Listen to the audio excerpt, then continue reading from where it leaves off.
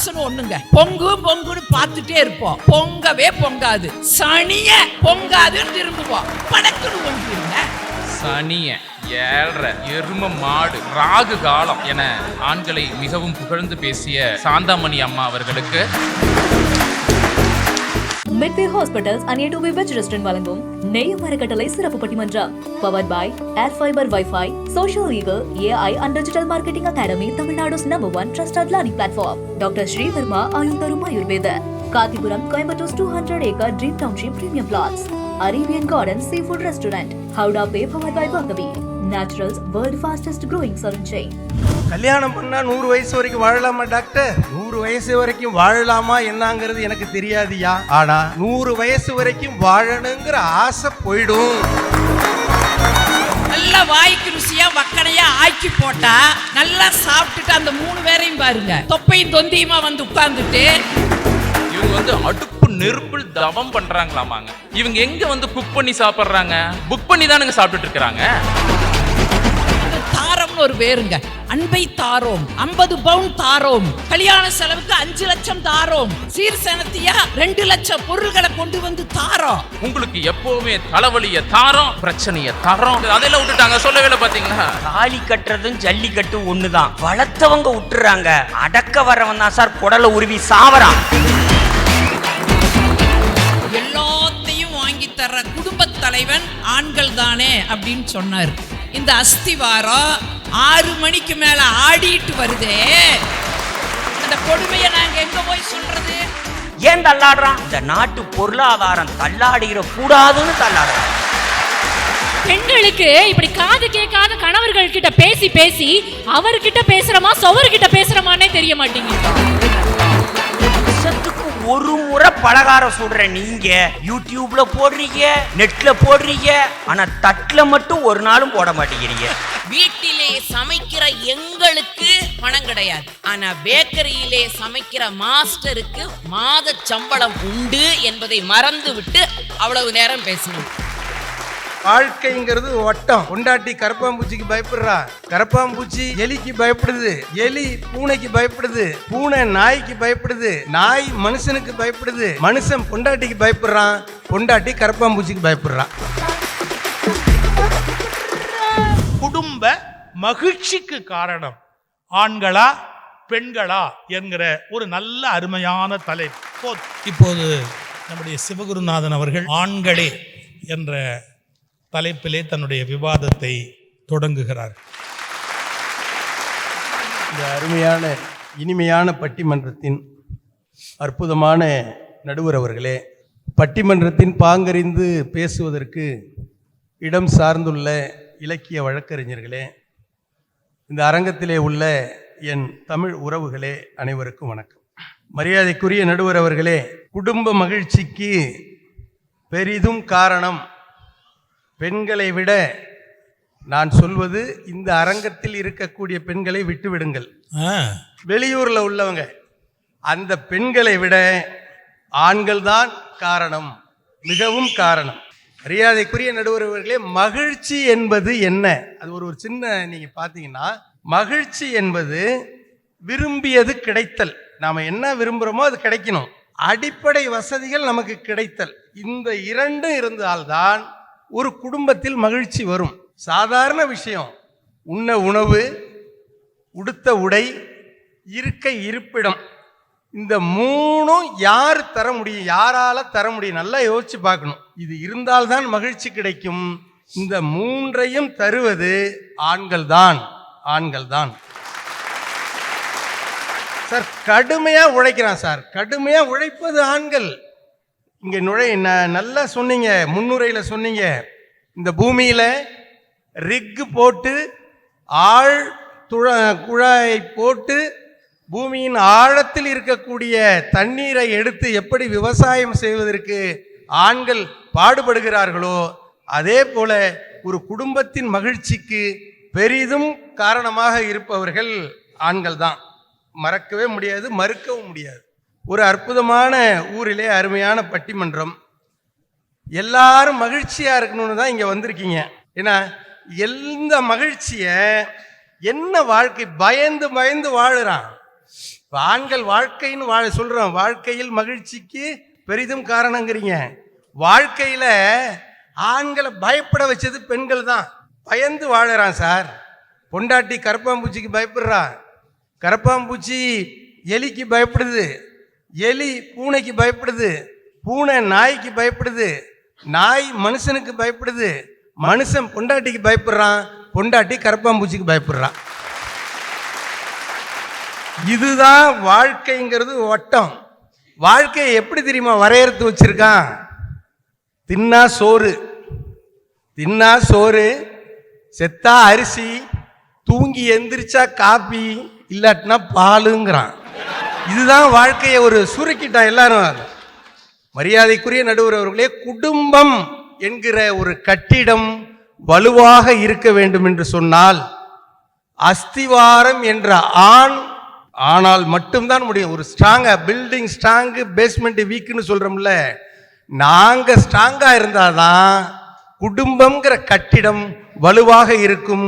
எந்த காலத்திலும் குடும்ப மகிழ்ச்சிக்கு நாங்கள் தான் காரணம். என்ன சார், என்ன எப்படி டிசைன் பண்ணிருக்கீங்க? ஒருத்தன் டாக்டர்கிட்ட போனா இந்த பெண்களை எப்படி டிசைன் பண்ணியிருக்காங்க பாருங்க. டாக்டர் டாக்டர் நான் 100 வயசு வரைக்கும் வாழணும்னா. டாக்டர் கேட்டாரு, இங்கேயும் டாக்டர் இருக்காங்க, டாக்டர் கேட்டாரு உனக்கு கல்யாணம் ஆயிருச்சா? இல்லை டாக்டர். கல்யாணம் பண்ணிக்க. கல்யாணம் பண்ணா 100 வயசு வரைக்கும் வாழலாமா டாக்டர்? 100 வயசு வரைக்கும் வாழலாமா என்னங்கிறது எனக்கு தெரியாதியா, ஆனா 100 வயசு வரைக்கும் வாழணுங்கிற ஆசை போயிடும் அப்படின்னாரு டாக்டர். சார், பொதுவா ஆண்டவன் கடவுள், நீங்க சொன்னீங்கல்ல கடவுள் இருக்கார, கடவுள் அதாவது பெண்களை சோதிப்பார் ஆனா கைவிட மாட்டார், ஆண்களை சோதிக்க மாட்டாரு ஆனா கல்யாணம் பண்ணி வச்சிருவாரு, பெரிய சிக்கல்ல விட்டுருவாரு. இதெல்லாம் தெரியாம சார், இதெல்லாம் தெரியாம காதலிச்சு கல்யாணம் பண்றவங்களாம் இருக்கான் தெரியுங்களா? எவ்வளவு சிக்கல் இருக்குன்னு தெரியாம காதலிப்பா சார், உருகி உருகி பாடுவான். பல பேர் பௌர்ணமியா இருக்குன்னு நினைச்சுதான் ஏன் கல்யாணம் பண்றான், ஆனா தீர்க்க முடியாத அமாவாசையா தான் வாழ்க்கை போகுது.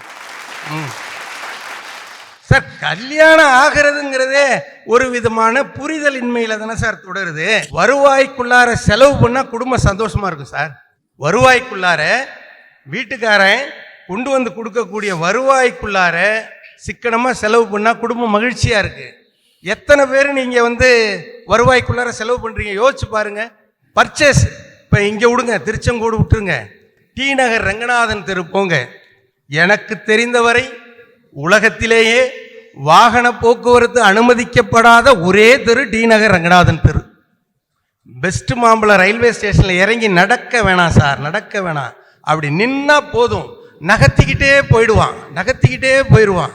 யார் யார் எந்த கடையில் போய் ஏறணுமோ அந்தந்த கடையில் போய் வேணுங்கிறத பர்ச்சேஸ் பண்ணலாம். புருஷன் பொண்டாட்டியா போகும்போது கை வீசிக்கிட்டு போவான் சார், புருஷங்காரன் ஃபைனான்சியராக போவான். உங்களை மாதிரி உள்ளே போய் பொண்டாட்டி வாங்க வாங்க வாங்க வாங்க டிஸ்ட்ரிபியூட்டராக மாறுவான். திரும்பி எல்லாத்தையும் மூட்டை கட்டி எடுத்துக்கிட்டு போர்ட்டராக வெளியில் வருவான். எப்படி இருந்தனா இப்படி ஆயிட்டேன்னு விவேக் சொல்லுவார்ல, அதை மாதிரி தேவையில்லாத விரைய செலவு செய்வது, வாங்கி கொடுக்கலன்னா அழறது, வாங்கி கொடுக்கலன்னா கண்ணீர் விடுறது. புருஷனுடைய வருமானம் எவ்வளவு அதை பற்றி கவலை இல்லை, புருஷனுடைய வருமானம் அதெல்லாம் இல்லை, எனக்கு இன்னைக்கு இது வேணும். கவிஞர் நெல்லை ஜெயந்தா ஒரு அருமையான கவிதை எழுதினார். மின்சாரம் தயாரிக்கும் தண்ணீரை தடுக்க காட்டில் அணை கட்ட வேண்டும், சம்சாரம் தயாரிக்கும் கண்ணீரை தடுக்க ரூபாய் நோட்டில் அணை கட்ட வேண்டும் எழுதினார். வரக்கூடிய எல்லா வருமானத்தையும் விரைய செலவு பண்ணிட்டு குடும்ப மகிழ்ச்சியில இல்லாம துன்பத்துக்கு ஆளாக்குறீங்க. நான் கேட்கிறேன், உலகத்திலேயே அழகு சாதன பொருள்கள்னு சொல்றோம் இல்லையா, அந்த அழகு சாதன பொருள்கள்ங்கிறது ஆண்களுக்கு அதிகமா பெண்களுக்கு அதிகமா? நான் கேட்கிறேன். பெண்களுக்கு 48 விதமான அழகு சாதன பொருள்கள் இருக்கிறதா சொல்லுது. Lipstick, mehndi, tattoo, nail polish, அது இதுங்கிறது. ஆண்களுக்கு 2 தான், ஒன்று விபூதி, இன்னொன்று பவுடர், அதோட முடிச்சிடுறான். இன்னைக்கு உலக அளவில் இந்திய நாட்டில் பார்த்தீங்கன்னா 2.8 லட்சம் கோடி ரூபாய் வருடத்திற்கு அழகு சாதன பொருள்கள் விற்பனை ஆகிறது என்று சொன்னால் நான் கேட்குறேன், அழகுபடுத்திக்கிங்க, வேணான்னு சொல்லல. வருவாயை எல்லாத்துலேயும் நீங்கள் அதுக்கு செலவு பண்ணீங்கன்னா எப்படி குடும்ப மகிழ்ச்சியாக இருக்கும்? எப்படி குடும்ப மகிழ்ச்சியாக இருக்கும்? இதுதான் என்னுடைய கேள்வி. நீங்கள் சொன்னீங்கல்ல பட்டிமன்றம்னா என்னன்னு. பட்டிமன்றம்னா எல்லாத்தையும் பிரச்சனையை பேசி தீர்க்கிறது.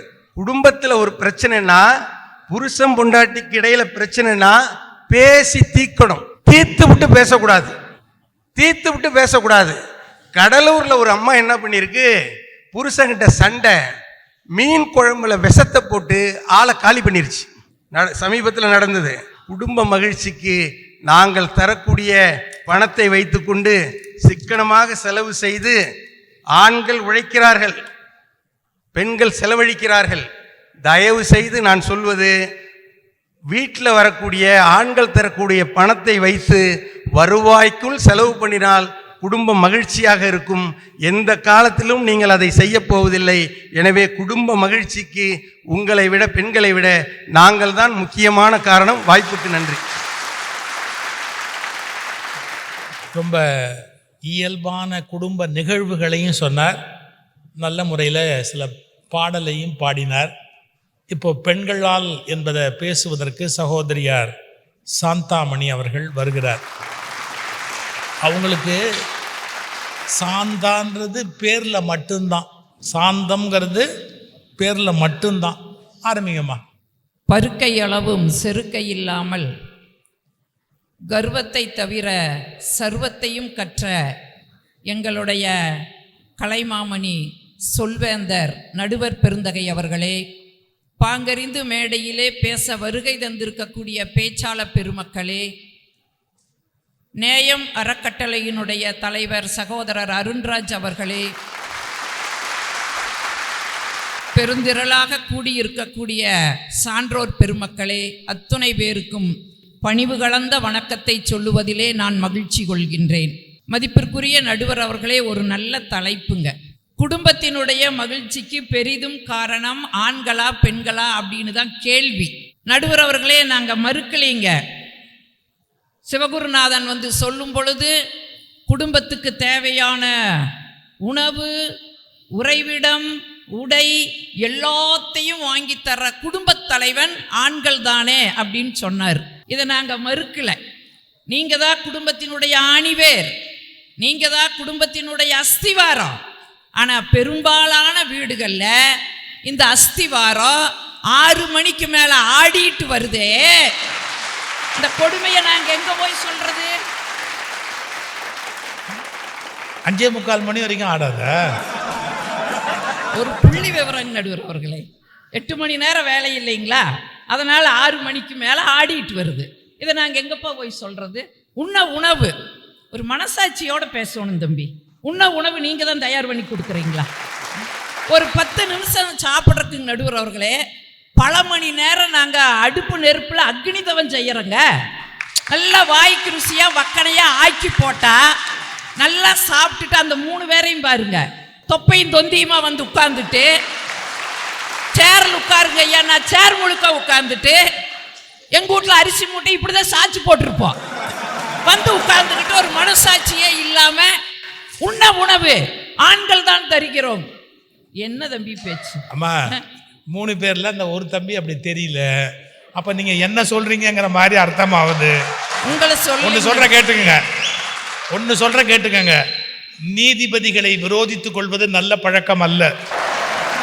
நடுவர் அவர்களே, இந்த பட்டிமன்றம் முடியும் வரை நீங்கள் ஆணாகவும் இல்லாமல் பெண்ணாகவும் இல்லாமல் இந்த திருச்செங்கோட்டிலே எழுந்தருளி இருக்கக்கூடிய அர்த்தநாரி ஈஸ்வரராக இருப்பதால் நான் சொல்வது எதுவும் உங்களை குறிக்காது என்ற உறுதியை நான் வழங்குகிறேன். ஒரு நாள் நாங்கள் இல்லைன்னு வைங்க, இவ்வளவு குறை சொன்னீங்களா தம்பி, ஒரு நாள் நாங்கள் இல்லைன்னா பொழப்பு நடத்துவீங்களா? இந்த சிவாங்க எப்போ பார்த்தாலும் அக்கா எங்கள் வீட்டுக்கு வாங்கக்கா, ஒரு நாளைக்கு எங்கள் வீட்டுக்கு வாங்கக்கா, அந்த பக்கம் பாப்பநாயக்கம்பாளையம் வந்து எங்கள் வீட்டுக்கு வாங்கக்கா. ஒரு நாள் போயிட்டேன், தம்பியோட மனைவி ஊருக்கு போயிட்டாங்க. ஐயோ அக்கா வராதக்கா வந்திருக்கிறீங்க, இருக்குக்கா தோசை சுட்டு போடுறேன். தம்பி உனக்கு எதுக்கு சிரமம், நான் இன்னொரு நாள் வர்றேன், கம்முன்னு இருங்கக்கா. பாப்பநாயக்கம்பாளையத்திலேயே தோசை சுடுறது நான் தான் எக்ஸ்பர்ட் அப்படின்னு ஒரு தோசையை சுட்டு போட்டாருங்க நடுவர் அவர்களே. அகில உலகத்திலே நான் அப்படி ஒரு தோசையை பார்க்கல. ஓரமட்டிக்கு கிடந்துச்சு. நடுவுல மாவு அப்படியே இருந்தது. தம்பி எப்படிப்பா சுட்டேன்? அக்கா இப்படித்தான் சுட்டேன். அடுப்படியில கூப்பிட்டு போய் காமிச்சாரு. தோசைக்கல்ல தலைகீழ போட்டு தோசை சுட்டு இருந்தாரு. நாங்க இல்லைன்னா ஒரு நாள் பொழப்பு நடத்த முடியாது. ஒன்றும் இல்லைங்க, ஒரு நாள் தாங்க எங்க அம்மா வீட்டுக்கு போயிருப்போம். வந்து பார்த்தா வீடு வீடா இருக்குங்களா, அலங்கோலமா கிடக்கு. அவுத்து போட்ட லுங்கி இருக்குது பாருங்க, அப்படியே ரவுண்டா கிடக்கு. இந்த தேசிய கொடியில் இருக்கிற அசோக சக்கரம் ரவுண்டா இருக்கிற மாதிரி அப்படியே ரவுண்டா இருக்கு. வருவாங்க, அதுக்குள்ள நிப்பாங்க, கட்டுவாங்க, திரும்ப அவுத்து விட்டுட்டு அப்படியே போயிருவாங்க.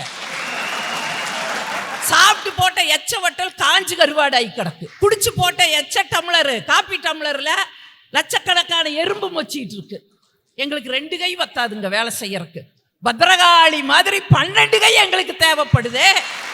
இந்த பெண்ணால குடும்பத்துல மகிழ்ச்சி இல்லையா? இன்னொன்னு கேட்கிறேன், எங்களுக்கு தாரம்னு ஒரு பேருங்க, தாரம்னு ஒரு பேர் இருக்குது. அன்பை தாரோம், 50 பவுன் தாரோம், கல்யாண செலவுக்கு 5 லட்சம் தாரோம், சீர்சனத்தியா 2 லட்சம் பொருள்களை கொண்டு வந்து தாரோம். உங்க பேர் சொல்ல 10 மாசம் பிள்ளைய சுமந்து பெத்து தாரோம். இவ்வளவு நாங்க தரோம் இல்லையா? இது மகிழ்ச்சி இல்லையா? நீங்க ஒரு 3 முழ கைத்த கட்டுறீங்க, மஞ்ச கைத்த கழுத்துல கட்டுறீங்க. கட்டுன உடனே எங்களை எப்படி கண்ணின் மணி போல எங்களை பொத்தி பொத்தி வளர்க்கிறாரு எங்க அப்பா. பாசத்தை ஊட்டி ஊட்டி வளர்க்கிறாரு. அந்த 3 முடிச்சு போட்ட உடனே முதலால என்ன எங்க பேர் மாறுதுங்க, எங்க அப்பாவோட இன்சில் மாறுது.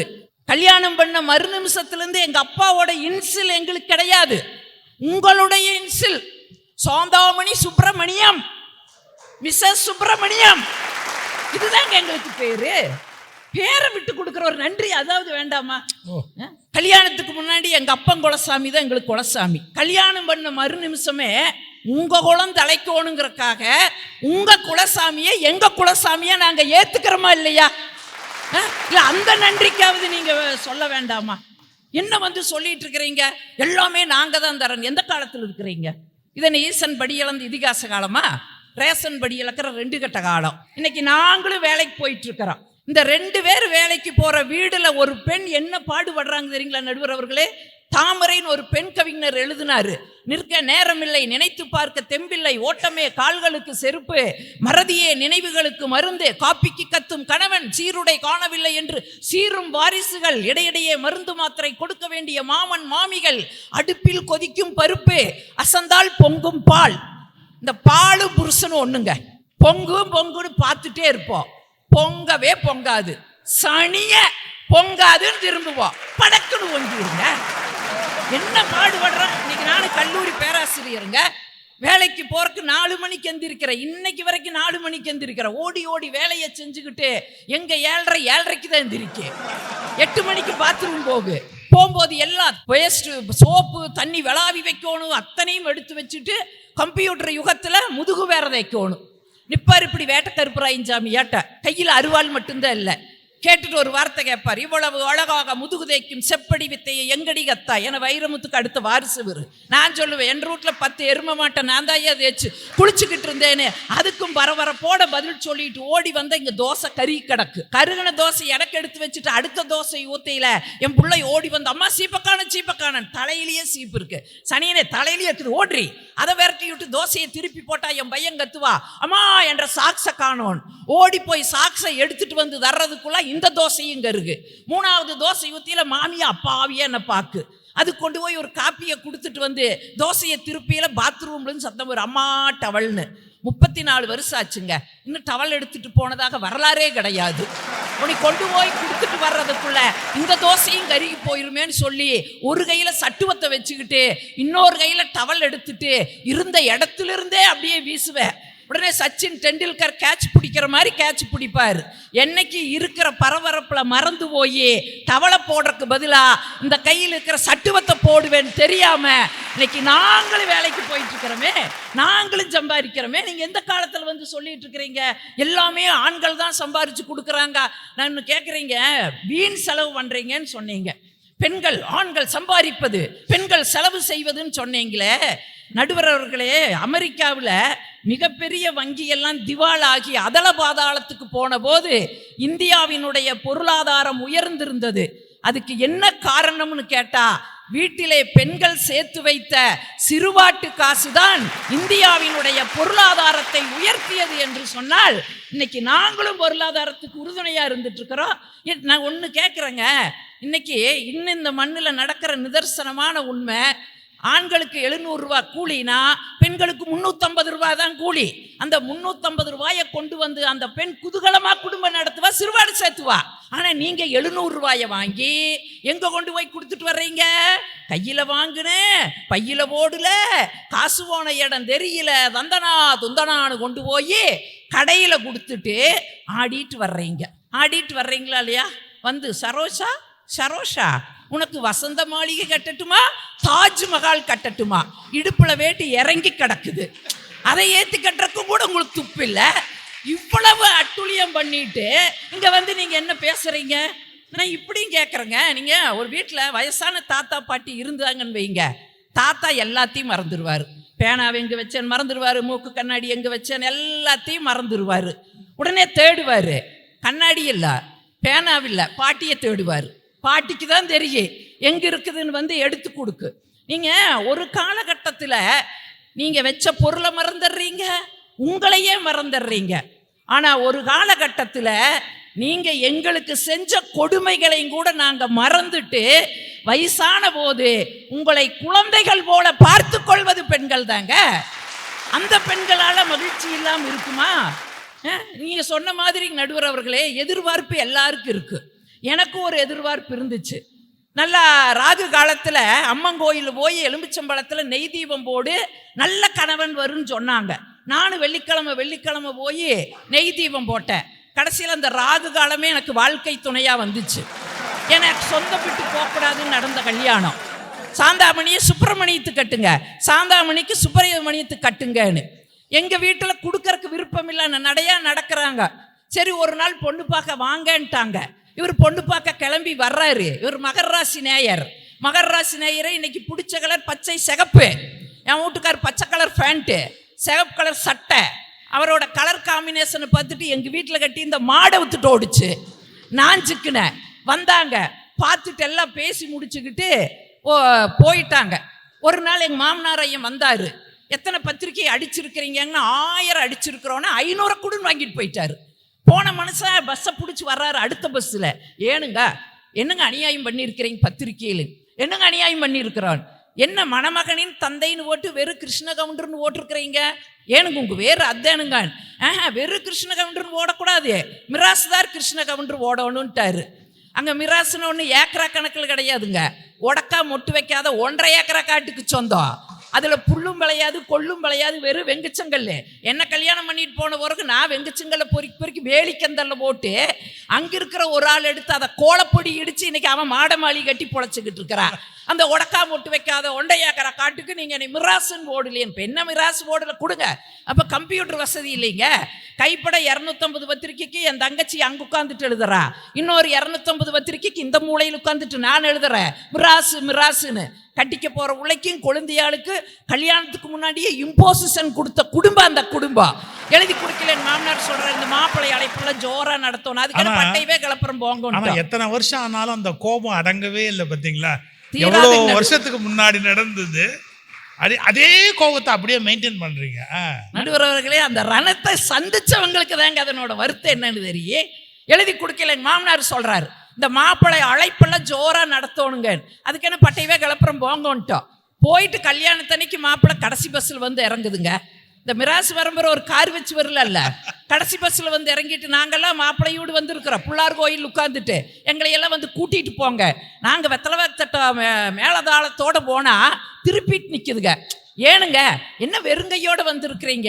ஐயோ வெறுங்கையோடு வரலைங்க, வெத்தலை வாக்குத்தாட்டமெல்லாம் தூக்கிட்டு தான் வந்திருக்கிறான். இப்படி கூப்பிட்டா வரமாட்டேன், அப்புறம் குதிரை வச்சு கூட்டிகிட்டு போ. வெடிக்கால் 4 மணி குதிரைக்கு எங்கேயும் போகிறது. எங்கள் ஊரில் சுல்தான் பாயின்னு ஒரு பாய் இருக்கிறாரு. அவர் குதிரை இருக்குது, வண்டி இருக்குது, குதிரைக்கு புல்லும் கிடையாது கொள்ளும் கிடையாது. ஏன்னா பாய்க்கு குடும்பமே கிடையாது. அவர் வக்கிப்பிள்ளை போட்டு நல்லா படுத்து தூங்குவார். அந்த குதிரை அம்பாள் தேட்டரு, ராதாராணி தேட்டரு 2 தேட்டர் இருந்தது ஒரு காலத்தில். அதில் இருக்கிற போஸ்டர்லாம் தின்னு நோஞ்சானா கிடக்குது. என்ஹெச் ரோடுங்களா, ஒரு நாள் லாரிக்காரன் வந்து லைட்டாக ஒரு காலை உரசிட்டு போயிட்டான். அந்த குதிரை இந்த நொண்டிட்டு இருக்குது. அதுக்கு 1.25 ரூபா காணிக்கை கொடுத்து எங்கள் அண்ணன் கொண்டு வந்து நிறுத்தினா என் மாப்பிள்ளை குதிரையார் தெரியல. காலை இப்படி தூக்குது, காலை அப்படி தூக்குது. அவ அப்பம் பார்த்தார் இருகன்னு, ஏன்னா முன்ன வின செத்தாத்தானே சுடுகாடு தெரிய. அவங்க அப்பம் பார்த்தார் இருமகனேன்னு வருது. தேங்காய் வளம் உடைக்கிற அந்த கல்லை கொண்டு வந்து வச்சு இது சேரை வச்சு இது மேலே ஏறுனாலும் அப்பவும் ஏற வரல. ஐயர் பார்த்தார் இருமாப்பிள்ளைன்னு கொண்டு வந்து கல்லுக்கு மேலே சேரு எல்லாம் ஒரு செட்டப் பண்ணி ஏறுமாப்பிள்ளைனாரு. இவங்க அப்பன் தோள் மேலே கையை வச்சுட்டு அப்படியே ஏற காலை தூக்குனாரு. இவங்க தான் மாப்பிள்ளை அழைப்பெல்லாம் ஜோராக நடத்தி சொன்னாங்கல்ல. ஒரு 50 அடியில் வேட்டு வைக்கிறோம், வேட்டை வச்சு விட்டேன். இன்னொரு 50 அடியில் மத்தாளம் அடிக்கிறோம், டொம்டக்கான்னு அடித்த குதிரை ஓடி போயிடுச்சு. தூக்குன காலோட கல்லு மேலே விழுந்தார் எங்கள் மாப்பிள்ளை, இடுப்பு கலந்து போயிடுச்சு. நான் கனவு கண்டுட்டு இருக்கிறேன், இவர் பிருத்திவிராஜ, நான் ராணி சம்யுக்த. இவர் வந்து குதிரையில கூட்டிட்டு போவாருன்னு கனவு கண்டா 5 பேர் தோல்ல வச்சு கொண்டு வந்தாங்க. 5 பேர் தோல்ல வச்சு கொண்டு வந்தாங்க. அன்னைக்கெல்லாம் மண போட்டு கீழே உட்காந்துதாங்க கல்யாணம். முதலா சேரை போட்டாங்க. சேர்ல உட்காந்து மாங்கல்யம் தந்துனானே அப்படின்னு சொல்லும்போது மாப்பிள்ளை தானே எந்திரிச்சு தாலி கட்டோன்னு. என் மாப்பிள்ளைக்கு எந்திரிக்க முடியல. நானே குனிஞ்சு கட்டு மாப்பிள்ளை கட்டு, அது தாலியோ தண்டவளமோ போடையான்ற கழுத்துல நானே வாங்கி போட்டுட்டேன். இதை விட கிளைமேக்ஸ் என்ன தெரியுங்களா? எல்லார் கையிலையும் பால் சோம்பு கொடுத்து அம்மா ஆசீர்வாதம் பண்ணி அனுப்புவா. எங்க அம்மா ஒரு பாட்டிலை கொடுத்தா கையில. அந்த பாட்டில் இல்லை, பயந்துராதீங்க. முட்டிக்கு போடுற என்ன சிங்கிரி வளையத்தண்ணே, இந்தா இதை கொண்டு போய் உன் மாப்பிள்ளைக்கு இடுப்பு நீவுன்னு 1 நாள் இல்லை 2 நாள் இல்லைங்க, 3 மாசம் இடுப்புக்கு எண்ணெயை போட்டு நீவி நல்லாக்குனேன்னு சொன்னா இந்த பின்னால வாழ்க்கையில மகிழ்ச்சி இல்லையா? ஒன்னே சொல்லி முடிக்கிறேங்க நடுவர்களே. அதனாலதான் எப்படி நீங்க குடும்பத்துக்கு ஆணி வேறுன்னு சொன்னீங்களோ அதே மாதிரிதான் கண்ணதாசன் சொன்ன ஆழம் விழுதுகள் போல் உறவுகள் 1000 வந்தும் என்ன வேறென நீ இருந்தாய் அதில் நான் விழுந்து விடாமல் இருந்தேன்னு சொல்லி கண்ணதாசன் சொன்னா. அத்துணைக்கும் பெண்கள் தான் ஆணி வேறாக இருப்பதால் குடும்பத்தினுடைய மகிழ்ச்சிக்கு பெரிதும் காரணம் பெண்களே என்று சொல்லி அனைவரையும் வணங்கி விடைபெறுகிறேன். நன்றி, வணக்கம். பெண்களுக்கு ஞாபக சக்தி ஜாஸ்தின்னு சொன்னான். இப்போதான் எனக்கு புரியுது. 50 வருஷத்துக்கு முன்னாடி நடந்ததை கூட மறக்காம எவ்வளவு கோபம். இன்னைக்கே இப்படி இருக்கிறாங்களே, அப்போ அன்னைக்கு எப்படி இருந்திருப்பாங்க? பரவாயில்ல. இப்போ ஆண்களை காப்பாற்றுறதுக்கு தம்பி சிவா பள்ளி ஆசிரியர் வாங்க.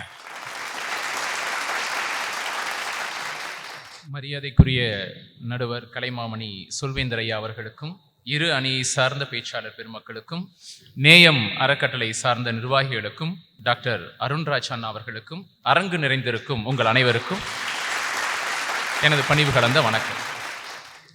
சனிய 7:30 எரும மாடு ராகு காலம் என ஆண்களை மிகவும் புகழ்ந்து பேசிய சாந்தாமணி அம்மா அவர்களுக்கு,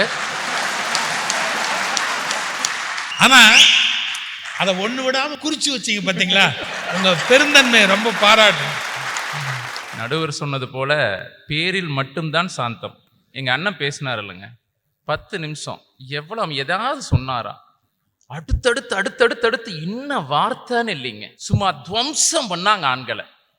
இப்ப சாந்தாமணி அம்மாவை தெரியாதவங்க யாருமே கிடையாது.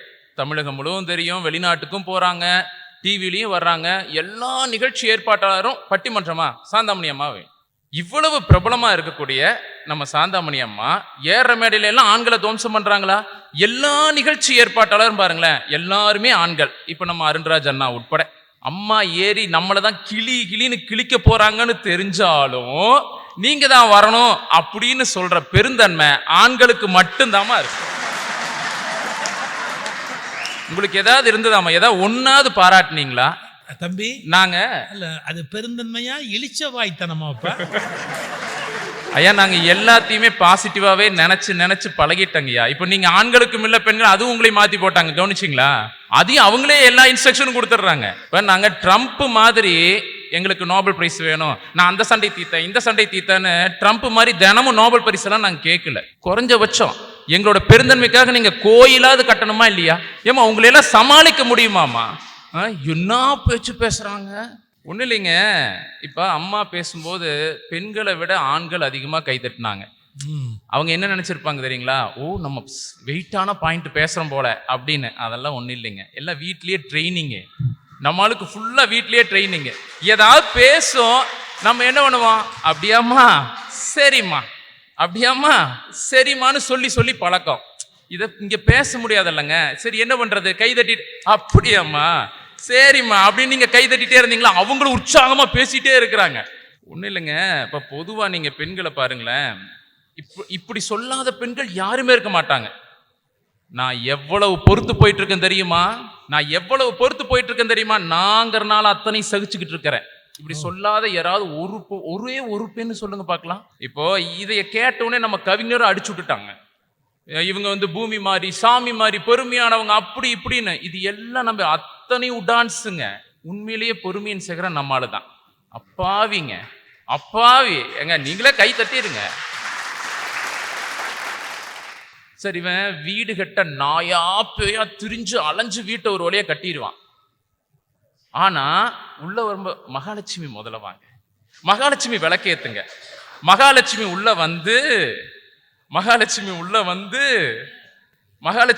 வந்து அதுக்கப்புறம் நான் சொல்லலிங்க அந்த மகாலட்சுமி என்ன பாடுபடுத்துதுங்கிறது. அத்தனையும் பண்ணிட்டு இவன் ஓரமா நிற்பான். ஆனா இவங்க படுத்துற பாடுல ஒண்ணு இல்லைங்க. நம்ம எப்ப பாரு பொறுத்து போறோம் சகிச்சு போறோம் அப்படின்னு சொல்லிட்டே இருக்காங்கல்ல. நான் ரெண்டு கேள்வி கேட்கறேங்க. யாருக்கு பொறுமையும் சகிப்புத்தன்மை இருக்கு நீங்களா சொல்லுங்க. ஓயாம கேள்வி மேல கேள்வி கேட்டு கேட்டு கொள்றவங்களுக்கு பொறுமையும் சகிப்புத்தன்மையும் இருக்கா, இல்ல பதிலே இல்லாத கேள்வியை எத்தனை தடவை கேட்டாலும் அப்படியே அப்பாவியா இருக்கவங்களுக்கு பொறுமையும் சகிப்புத்தன்மையும் இருக்கு? காலையில கண்ணு முழிச்சதுல இருந்து ஓயாம கருத்தா சொல்லிட்டே இருப்பாங்க, குறையா சொல்லிட்டே இருப்பாங்க. அவங்களுக்கு பொறுமையும் சகிப்புத்தன்மையும் இருக்குதா? ஆனா பேசுற அத்தனை கருமத்தையும் காதுல கேட்டும் கேட்காத மாதிரி அப்படியே அமைதியா உண்ணாமுஞ்சிமா இருக்கிறமே நமக்கு பொறுமையும் சகிப்புத்தன்மையும் இருக்கா? நம்ம இப்படி இருக்கிறனாலதான் குடும்பமா இருக்குங்க. அது மகிழ்ச்சியா இருக்க காரணம் ஆண்கள் தான். இப்ப நடுவர் தொடக்கும் போது சொன்னாங்க, பெண்கள் 800 வார்த்தைகள், ஆண்கள் 400 வார்த்தைகள்னு சொன்னாங்க. அந்த 400ல 399 என்ன தெரியுங்களா?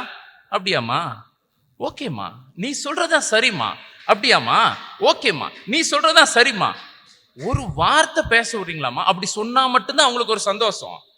ஒன்றும் இல்லைங்க. இப்ப ஒரு காட்டுலிங்க பெண் சிங்கத்துக்கு காலில் முள்ளேறி போச்சுங்க. காலில் முள்ளேறின அந்த பெண் சிங்கம் கொஞ்சம் விஸ்கி நடக்குது. நம்ம ஊர் பாஷையில் அதானுங்க, கொஞ்சம் இழுத்து நடக்குது.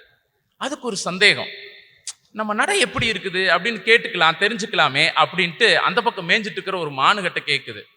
ஏய் நான் இப்ப நடக்கிறேன், எப்படி இருக்கு நீ சொல்லு அப்படின்னு கேட்குது. அதுக்கு அந்த மான் இருந்துட்டு சொல்லுது, ஐயோ என்ன ராணி இப்படி நீங்க சப்பானி மாதிரி நடக்கிறீங்களே அப்படின்னு சொன்ன உடனே ஓங்கி ரைய நப்பி, நான் இந்த காட்டுக்கே ராணி, என்னை பார்த்து நீ சப்பானி நான் சொல்ற அப்படின்னு அரைஞ்சிருச்சு. சரின்னு அந்த பக்கம் பார்த்தீங்கன்னா ஒரு நரி, அந்த நரிகட்டி இதையே கேட்குது. இதுக்கு விழுந்த அறையை பார்த்த நரி கொஞ்சம் ஸ்மார்ட்டா யோசிச்சுட்டு, இல்ல ராணி நீங்க நடக்கிற நட உண்மையிலேயே நயன்தாரா மாதிரியே இருக்கு அப்படின்னு. டேய் நீ நயன்தாரா முன்ன பின்ன பார்த்துருக்கிறியா அப்படின்னு ஓங்கி ரையின்னு அதுக்கும் அப்பு. இந்த 2 அப்பையும் அப்படியே பார்த்துக்கிட்டே இருந்த மரத்து மேல ஒரு குரங்கு அப்படியே கவனிச்சுக்கிட்டே இருக்குது. அடுத்து இந்த பெண் சிங்கம் அந்த குரங்க பார்க்குது. டேய் ஹலோ டேய் டேய் டேய்னு கேட்குது. அது திரும்பவே இல்லை, அப்படியே காதுல விழுகாத மாதிரி அப்படியே அந்த பக்கமே பார்த்துக்கிட்டே இருக்கு. இங்க குரங்குன்னு சொன்னது வேற யாரும் இல்லைங்க, நம்மளையே தான். அவங்க வேணா பெண் சிங்கமா இருந்துட்டு போட்டுங்க.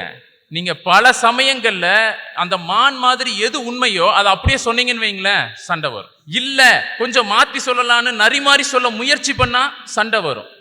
குரங்கு மாதிரி பரவாயில்ல, குரங்கு மாதிரி எதுவுமே கண்டுக்காம பேசாம இருந்தா வீடு அம்சமா இருக்கும். அவங்க அதை தான் எதிர்பார்க்கிறாங்க.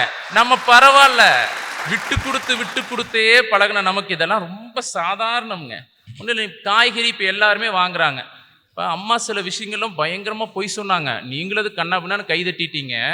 இவங்க அடுப்பு நெருப்பில் தவம் பண்ணுறாங்களாமாங்க. எங்கேங்க ஃபஸ்ட்டு நெருப்பு இருக்குது? என்னமோ விறகடுப்பு வச்சு அப்படியே 1000 பேர்த்துக்கு சமைச்சு தள்ளுற மாதிரி அழகா கேஸ் இருக்கு, அது கூட இல்லைங்க. ஸ்விக்கியும் சொமாட்டோவும் தான். இவங்க எங்க குக் பண்ணி சாப்பிட்றாங்க? புக் பண்ணி தானுங்க சாப்பிட்டுட்டு இருக்கிறாங்க. தோசைக்கல்ல நாங்க தலைகீழ நாங்க அவ்வளவு லூஸு தான், ஆனா அவ்வளவு லூஸா அப்புறம் இன்னொன்று சொன்னாங்க, கவனிச்சிங்களா? எங்களுக்கு தாரம்னு இன்னொரு பேர் இருக்கு. 50 பவுன தாரம், சீர் வரிசை தாரம், குழந்தை தாரம், அந்த லிஸ்ட்ல இன்னும் நிறைய இருக்குது. பிரச்சனைய தாரம், உங்களுக்கு எப்பவுமே தலைவலிய தாரம், எத்தனை தாரம் இருக்குது, அதெல்லாம் விட்டுட்டாங்க, சொல்லவே இல்லை. பார்த்தீங்களா? ஓ ஒன்றும் இல்லைங்க.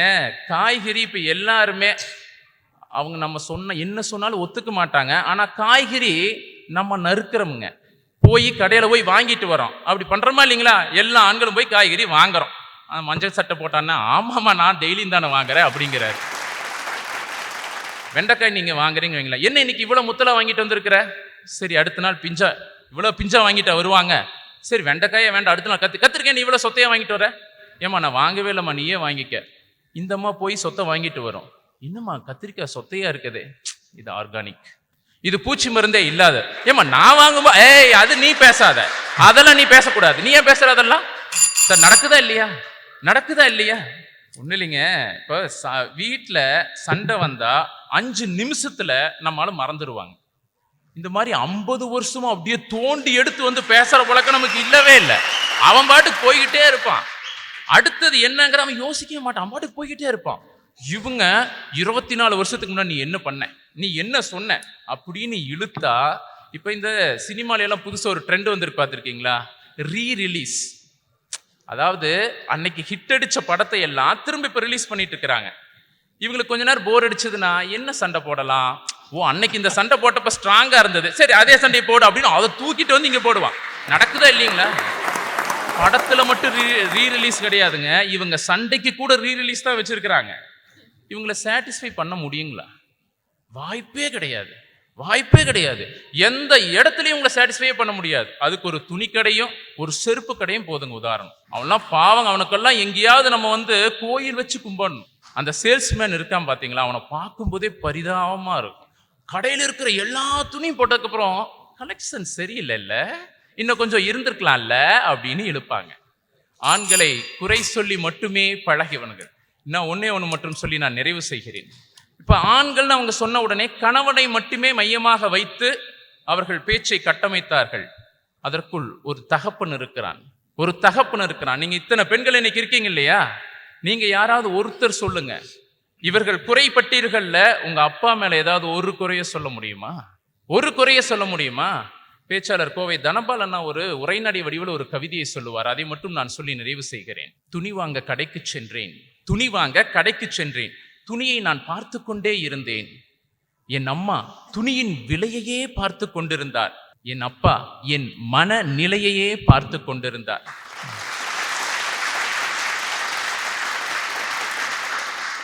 திருமண வயது வந்தது. பையனுக்கு எத்தனை சம்பளம், அக்கா தங்கச்சி இருக்குதா, எத்தனை சொத்து பத்து, இவன் கருப்பா செவப்பா என்று என் அம்மா பார்த்து கொண்டே இருந்தாள். யாரை பார்க்கும் பொழுது என் முகம் சிவக்கிறதோ என்று என் அப்பா என்னையே பார்த்து கொண்டிருந்தார். திருமணம் முடிந்தது.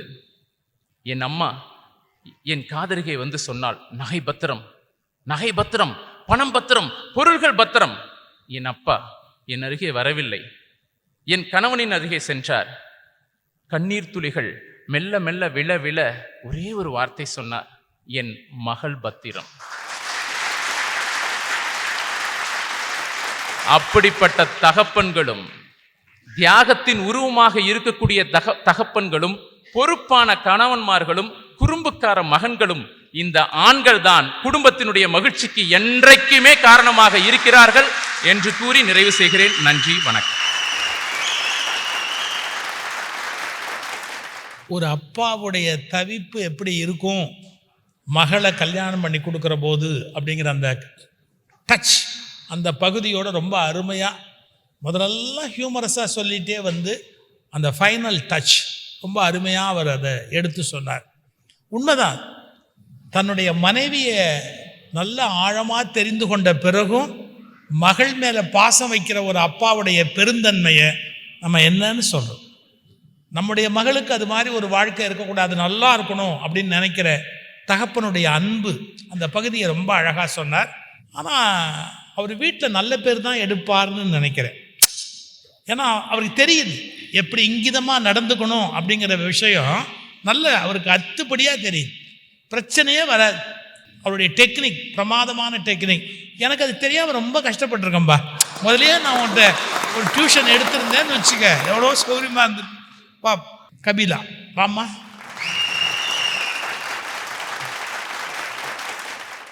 போற்றுதலுக்கும் பாராட்டுதலுக்கும் உரிய நடுவர் அவர்களே, அவையிலே இருக்கின்ற ஆன்றோர் பெருமக்களே, ஆணும் பெண்ணும் நிகர் எனச் சொல்ல அர்த்தநாரியாய் காட்சி அளித்தாலும் அர்த்தநாரியாம் பெண்ணுக்கு முன்னிடம் கொடுத்து ஈஸ்வரனாய் பின்னிருக்கும் பண்பாட்டு செழுமை மிக்க திருச்செங்கோடு வாழ் அன்பு தமிழ் சொந்தங்களே,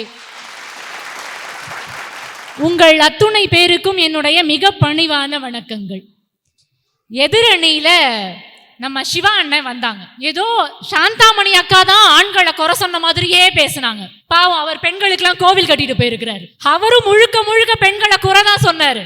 அதுக்கு முன்னாடி நம்ம சிவகுருநாதன் சார் ஆண்கள் தான் சம்பாதிக்கிறாங்க, ஆண்கள் தான் வேலைக்கு போறாங்க. எந்த காலத்துல சார் நீங்க இருக்கீங்க? இன்னைக்கு இன்டர்நேஷனல் மானிட்டரி ஃபண்ட் கிட்டத்தட்ட 191 நாட்டுக்கு எந்த நாட்டுக்கு எவ்வளவு பணம் கொடுக்கணுங்கிறத முடிவு செய்யறதோட அந்த IMF உடைய தலைவரே கிறிஸ்டலினா என்ற ஒரு பெண் தான் என்பதை நீங்கள் மறந்துவிடக் கூடாது. எங்க கஷ்டத்தை நம்ம சிவா அண்ணனே சொல்லிட்டாங்க. எது சொன்னாலும் 5 நிமிஷத்துல மறந்து போயிடுவாங்களாம். இப்ப பெண்களுடைய கஷ்டம் யோசிச்சு பாருங்க. இப்படி எதையுமே 5 நிமிஷத்துல மறந்து போற ஒரு அம்னீஷியா பேஷண்டோட நாங்க குடும்பம் நடத்திக்கிட்டு இருக்கோம். காலையில வேலைக்கு போகும்போது தக்காளி வாங்கிட்டு வாங்கன்னு சொல்லுவோம், வீட்டுக்கு வரும்போது மறந்து போயிடுவாங்க. பிள்ளைய ஸ்கூல்ல இருந்து கூட்டிட்டு வாங்கன்னு சொல்லுவோம், மறந்து போயிடுவாங்க. இப்படி எல்லாத்தையுமே மறந்து போய் ஒட்டுமொத்த குடும்ப பாரத்தையும் அந்த ஒரே ஒரு பெண் மட்டும் தான் சுமந்து கொண்டு இருக்கிறாள். மறந்து போயிட்டாங்கன்றீங்களே, அதே வீட்டுக்கு வர்றானேம்மா, அது எவ்வளவு பெரிய விஷயம், அதை யோசிக்க மாட்டேங்கிறீங்க. எவ்வளவு ஞாபகமா வர்றா நீங்க. என்ன நீங்க ஐயா வேற வீட்டுக்கு போனா சேர்த்துக்க மாட்டாங்க. அடுத்து எல்லாத்துக்குமே அப்படியாமா ஓகேமான்னு சொன்னாலே காது கேட்காம அந்த குரங்கு மாதிரி இருந்தாலே வாழ்க்கை இன்பமயமா இருக்குமா? குடும்ப மகிழ்ச்சியா இருக்கிறதுக்கு இதுதான் வழியா? பெண்களுக்கு இப்படி காது கேட்காத கணவர்கள் கிட்ட பேசி அவர்கிட்ட பேசுறமா சவர்கிட்ட பேசுறமானே தெரிய மாட்டேங்குது.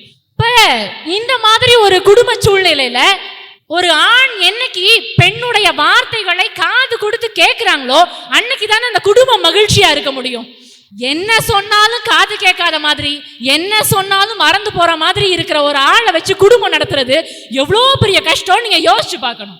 நம்ம சாந்தாமணி அக்கா தான் கணவனை திட்டுனதா அப்படியே வரிசையா வந்தோன்னு லிஸ்ட் போட்டாங்க. முதல்ல பேசின நம்ம சிவகுருநாதன் சார், குடும்பம் கல்யாணம்னா என்ன, அது கஷ்டம், கல்யாணம் ஆனும்னு ஆசையே போயிடும், சோதிக்க மாட்டான் கடவுள், கல்யாணம் பண்ணி வச்சிருவாரு, கல்யாணம்ங்கிறது அமாவாசை மாதிரின்னு கல்யாண பத்தியே ஒரு மொத்த நெகட்டிவ் ஒப்பீனியன் இருக்கிற உங்களுக்கு எப்படி குடும்பத்தை மகிழ்ச்சியாக வைத்துக் கொள்ள தெரியும்னு தான் நாங்க கேட்கிறோம். அடுத்து வந்த நம்ம சிவா அண்ணன் அவர் கேட்கிறாரு, நீங்க என்ன மண்ணெண்ண அடுப்புலையா சமைக்கிறீங்க, விறகடுப்புலையா சமைக்கிறீங்க, நெருப்பு பக்கத்திலேயே நின்று காயிறீங்களாம், முன்ன பின்ன கிச்சனுக்குள்ள போயிருக்கீங்களா? நீங்க தோசை என்ன நெருப்புல ஊத்தாம தண்ணியை ஊத்துறாங்க? ஸ்டவ் கேஸ் ஸ்டவ்ல நெருப்பு தான் சார் வரும். அந்த நெருப்பு கிட்ட 10 நிமிஷம் நின்று பார்த்தா தெரியும், அப்பையும் உடம்பெல்லாம் சூடாகும், கையெல்லாம் சூடாகும், அதே அனல் அப்படியே இருக்கும். முன்ன பின்ன போய் பாருங்க. அப்புறம் புக் பண்றோம் நீங்க எங்களை வந்து கிண்டல் பண்ணலாம். இன்னைக்கு கணவன் மனைவி 2 பேரும் தான் வேலைக்கு போறாங்க, உண்மைதானே? ஆண் மட்டுமே வேலைக்கு போறாங்க, பெண் வீட்டில தான் இருக்காங்கிற காலம் எல்லாம் மாறி போச்சு. இப்ப அந்த குடும்பத்துல கணவர் ஒரு டீம் லீடரா இருக்காருன்னு வச்சுக்கோங்களேன், மனைவி மேனேஜரா இருக்காங்க. இப்ப இவங்களுக்கு ஒரு குழந்தை பிறக்குது, அந்த குழந்தைக்கு 1 வயசு தான் ஆகுது. இப்ப இந்த குழந்தைய பார்த்துக்கணும்னு ஒரு கட்டாயம் வருது. மனசாட்சியை தொட்டு சொல்லுங்க, அந்த குழந்தைய பார்த்துக்கிறதுக்காக வேலையை விட போவது டீம் லீடரா இருக்கிற ஆணா இல்ல மேனேஜரா இருக்கிற பெண்ணா? அப்ப ஒரு பெண் எத்தனை பெரிய பதவியில் இருந்தாலும் எவ்வளவு சம்பாதித்தாலும் தன் குடும்பத்தை பார்த்து கொள்ள வேண்டும் என்பதற்காக, பிள்ளையை பார்த்து கொள்ள வேண்டும் என்பதற்காக தன்னுடைய ஒட்டுமொத்த அடையாளத்தையும் தொலைக்க துணிபவள் பெண்ணாக மட்டும்தானே இருக்கா? ஒரு நிமிஷம், அவங்க குழந்தைய இப்ப வீட்டில் அவங்க கணவர் தான் பார்த்துக்கிட்டு இருக்கிறார். என்ன நியாயம்? இவங்க பட்டிமண்டபம் பேசுறதுக்கு வந்துட்டாங்க. அவர் மெடிக்கல் டாக்டர், அவர் இப்ப ஆறாரோ ஆடிறாரோ இதெல்லாம் அவரு நடத்துங்க நடத்துங்க. ஐயா அவர் இன்னைக்கு ஒரு நாள் பாத்துக்கிறாரு, அதை இந்த சமூகமே சேர்ந்து ரொம்ப பாராட்டுது. ஆனா வருஷத்துல 364 நாள், இன்னைக்கு ஒரு நாளை விட்டுருங்க, எல்லா நாளும் நான் தான் பாத்துக்கிறேன். ஆனா அதை இங்க யாருமே கொண்டாடுறதே கிடையாது. குடும்பம் மகிழ்ச்சியாக இருப்பதற்காக, பிள்ளைய பாத்துக்கிறதுக்காக எல்லா நாளும் உழைச்சிட்டே இருக்கிறவ பெண் தான். என்னைக்கோ ஒரு நாள் பாத்துக்கிற ஆனா நீங்களும் சேர்ந்து கொண்டாடுறீங்களே ஐயா. ஒன்றும் இல்லை, இப்போ பால் காய்ச்சறதுக்கு கிச்சனுக்குள்ளே நாங்கள் போகிறோன்னு வச்சுக்கோங்களேன். அந்த பால் பொங்குறதுக்கு 3 நிமிஷம் 3.5 நிமிஷம் ஆகும்னு எங்களுக்கு தெரியும். அதுக்குள்ளே வெளியில் போய் பிள்ளைக்கு ஹோம்ஒர்க்கை சொல்லி கொடுத்துட்டு வாஷிங் மிஷின் ஆன் பண்ணிவிட்டு வெளியில் யாராவது காலிங் மேல் அடித்தா அவங்களுக்கு பதில் சொல்லிவிட்டு மறுபடியும் வந்து பாலை கரெக்டாக டயத்துக்கு ஆஃப் பண்ண எங்களுக்கு தெரியும். ஒரே ஒரு நாள் பாலை காய்ச்சும் போது ஒரு 3 வேலையை பார்த்துட்டு வந்து பொங்குறதுக்கு முன்னாடி நீங்க ஆஃப் பண்ணிருங்க பாப்போம், நீங்க குடும்பத்தை சரியா நடத்துறீங்க, நாங்க ஒத்துக்கிறோம். ஐயா, ஆண்களுக்கு குடும்பம்ங்கிறது கையில இருக்கிற பை மாதிரி, வேணும்னா தூக்கிக்குவாங்க, ரொம்ப சுமையா இருந்தா இறக்கி வச்சிருவாங்க. ஆனா பெண்களுக்கு குடும்பம்ங்கிறது கை மாதிரி, எவ்வளவு சுமையா இருந்தாலும் அவர்களால் இறக்கி வைக்கவே முடியாதுங்கிறது தான் உண்மை. ஒன்றும் இல்லை, இப்போ பாத்ரூம்குள்ளே குளிக்க போகிறதுக்கு என்னென்ன எடுத்துகிட்டு போவோம்? டவல் எடுத்துகிட்டு போகலாம், சோப் எடுத்துகிட்டு போகலாம், ஷாம்பு எடுத்துகிட்டு போகலாம். ஆனால் இன்னைக்கு இருக்கிற ஆண்கள் எதுக்கு மொபைல் ஃபோன் எடுத்துகிட்டு போகிறாங்கன்னே எங்களுக்கு தெரியல. ஒரு 2 மணி நேரத்துக்கு வெளியிலே வரமாட்டாங்க. அவங்க வீட்டில் இருக்கிறதே 2 மணி நேரம் தான். அந்த 2 மணி நேரமும் மொபைல் ஃபோனோட பாத்ரூம்குள்ளே கழிஞ்சு போயிருதுங்க. இதில் இவங்க குடும்பத்தை பார்த்துக்கிறாங்களா, குடும்ப மகிழ்ச்சிக்கு காரணமாக இருக்காங்களா? ஒன்றும் இல்லை, ஒரு திருமணமான பொண்ணை கூப்பிட்டு உங்கள் கணவருக்கு என்ன சாப்பிட பிடிக்கும்னு கேளுங்களேன். என் கணவருக்கு இட்லினா ரொம்ப பிடிக்கும், ஊற்றி கொடுத்தா வச்சு கொடுத்தா 10-12 இட்லி சாப்பிட்டுக்கிட்டே இருப்பார். சரிம்மா, உங்கள் மகனுக்கு என்ன சாப்பிட பிடிக்கும்? அவனுக்கு மொறுன்னு தோசை கொடுத்தா ரொம்ப பிடிக்கும், அவன் ஆசை தீர சாப்பிடுவான். உங்கள் மகளுக்கு என்ன பிடிக்கும்? அவளுக்கு நூடுல்ஸ்னால் ரொம்ப பிடிக்கும், அவளுக்காகவே நான் செய்ய கற்றுக்கிட்டேன். சரிம்மா, உங்களுக்கு என்ன சாப்பிட பிடிக்கும்? திருமணமான எந்த பொண்ணுகிட்ட இருந்தோம் உடனடியாக இந்த கேள்விக்கு பதிலே வராது. அதனால தான் ஒரு கவிஞன் எழுதினான், சாப்பாடு சூடாக இருந்தால் அப்பா சாப்பிடுவார், சுவையாக இருந்தால் அண்ணன் சாப்பிடுவான், இனிப்பாக இருந்தால் தங்கை சாப்பிடுவாள், சாப்பாடு மிச்சம் இருந்தால் மட்டுமே தாய் சாப்பிடுவாள். ஐயா, எங்க வீட்டில் எங்க மாமனாருக்கு பிபி இருக்கு, எங்க மாமியாருக்கு சுகர் இருக்கு. இப்ப என்ன ஒரு வேடிக்கைனா, எங்க மாமனாருக்கு பிபி இருக்கிறதுனால எங்க வீட்டில் இருக்கிற எல்லா சாப்பாட்டுலையும் சமைக்கும் போதே எங்க மாமியார் உப்பை பாதி தான் போடுவாங்க, எல்லாருமே அரை உப்புல தான் சாப்பிட்றோம். ஆனா இங்க எங்க மாமியாருக்கு சுகர் இருக்கு, ஒரு நாளும் குடும்பத்தில் இருக்கிற யாருமே ஒரு துளி கூட சீனியையோ சர்க்கரையோ குறைச்சதே கிடையாது. அப்ப எல்லா குடும்பத்திலையுமே ஒரு ஆண் தான் மட்டும் மகிழ்ச்சியாக இருந்தால் போதும், தான் தன் விருப்பம் என்று வாழ்பவன் ஆணாக இருக்கிறான். ஆனால் தன்னுடைய குடும்பத்தின் விருப்பமே தன்னுடைய விருப்பமாக வாழ்பவள் தான் பெண்ணாக இருக்கிறாள். இன்னைக்கு பெண் வேலைக்கு போயிட்டு வீட்டுக்கு வரான்னு வச்சுக்கோங்களேன், 2 பேருமே ரொம்ப டயர்டா தான் வீட்டுக்கு வருவாங்க, கணவன் மனைவி டயர்டா வீட்டுக்கு வருவாங்க. ஆனா அந்த பிள்ளையுடைய முகம் வாடி போயிருக்குன்னா அப்பா திரும்பி கூட பார்க்க மாட்டாரு. அவருக்கு வந்தமா சாப்பிட்டோமா மொபைலை அப்படியே மேலே கீழே ஸ்க்ரோல் பண்ணமா தூங்கினமான் இருப்பாரு. ஆனா அம்மா தான் அந்த பிள்ளைய கவனிப்பா. எவ்வளோ டயர்டா வந்தாலும் அந்த பிள்ளை சொல்ற கதைகளை, கனவுகளை, ஆசைகளை எல்லாத்தையும் கேட்கிறவ பெண்ணா தான் இருப்பா. அந்த பிள்ளை ஒன்றும் இல்லைம்மா அப்படின்னு சொன்னா கூட இல்லை என்னமோ இருக்கு சொல்லுன்னு பிள்ளையுடைய வாழ்க்கையையும் கேட்க வேண்டும் என்ற ஆர்வம், அக்கறை ஒரு பெண்ணுக்கு மட்டும்தான் இருக்கும். காசு மட்டும் கொடுக்கும் ஆண்களால் குடும்பம் சிறப்பதில்லை. ஒரு பெண் தான் குடும்பம் மகிழ்ச்சியாக இருப்பதற்காக காசும் கொடுக்கிறாள், அதோடு சேர்த்து காதும் கொடுக்கிறாள்.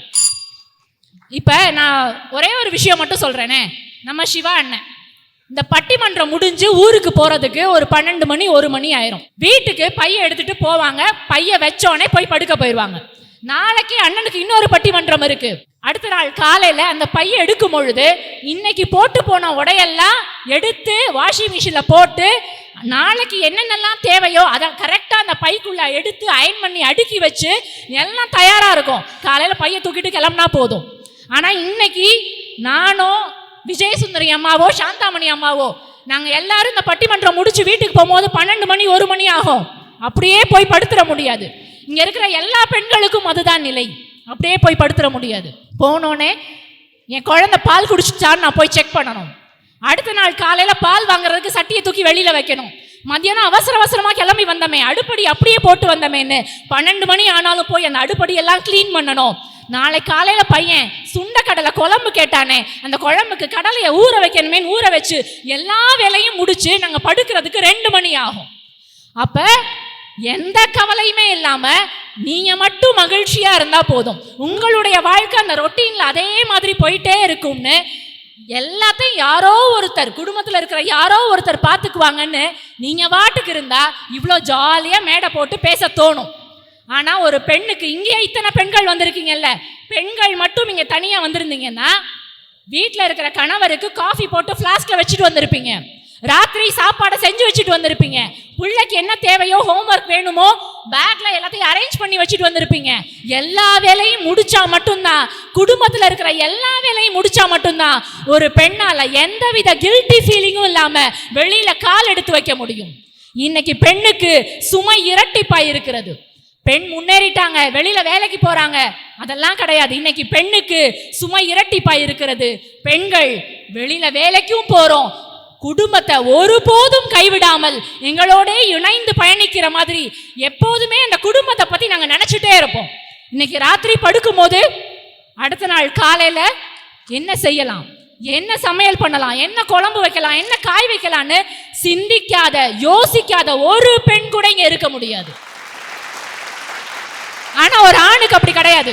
நாளை காலையில ஆபீஸ் போவோம், 11 மணிக்கு யார் கூட டீ குடிக்க வெளியில போவோம், 4 மணிக்கு ஆபீஸ் விட்டோம்னா யாரோட வாக்கிங் போவோம், காலையில யார் கூட கிரிக்கெட் விளையாட போவோம். எப்பவுமே தன்னை பத்தி மட்டும்தான் ஆண்கள் யோசிப்பாங்க. நான் இப்படி சொல்லி நிறைவு செய்கிறேன். குடும்பத்திற்காக வாழ்க்கையில் தியாகம் செய்பவர்கள் ஆண்களாக இருக்கலாம், ஆனால் குடும்பத்திற்காக வாழ்க்கையவே தியாகம் செய்பவர்கள் பெண்களாகத்தான் இருக்கிறார்கள். வாய்ப்பிற்கு நன்றி, வணக்கம். எல்லா பெண்ணுக்கும் டெய்லி நைட்டு ஒரு ப்ராப்ளம்.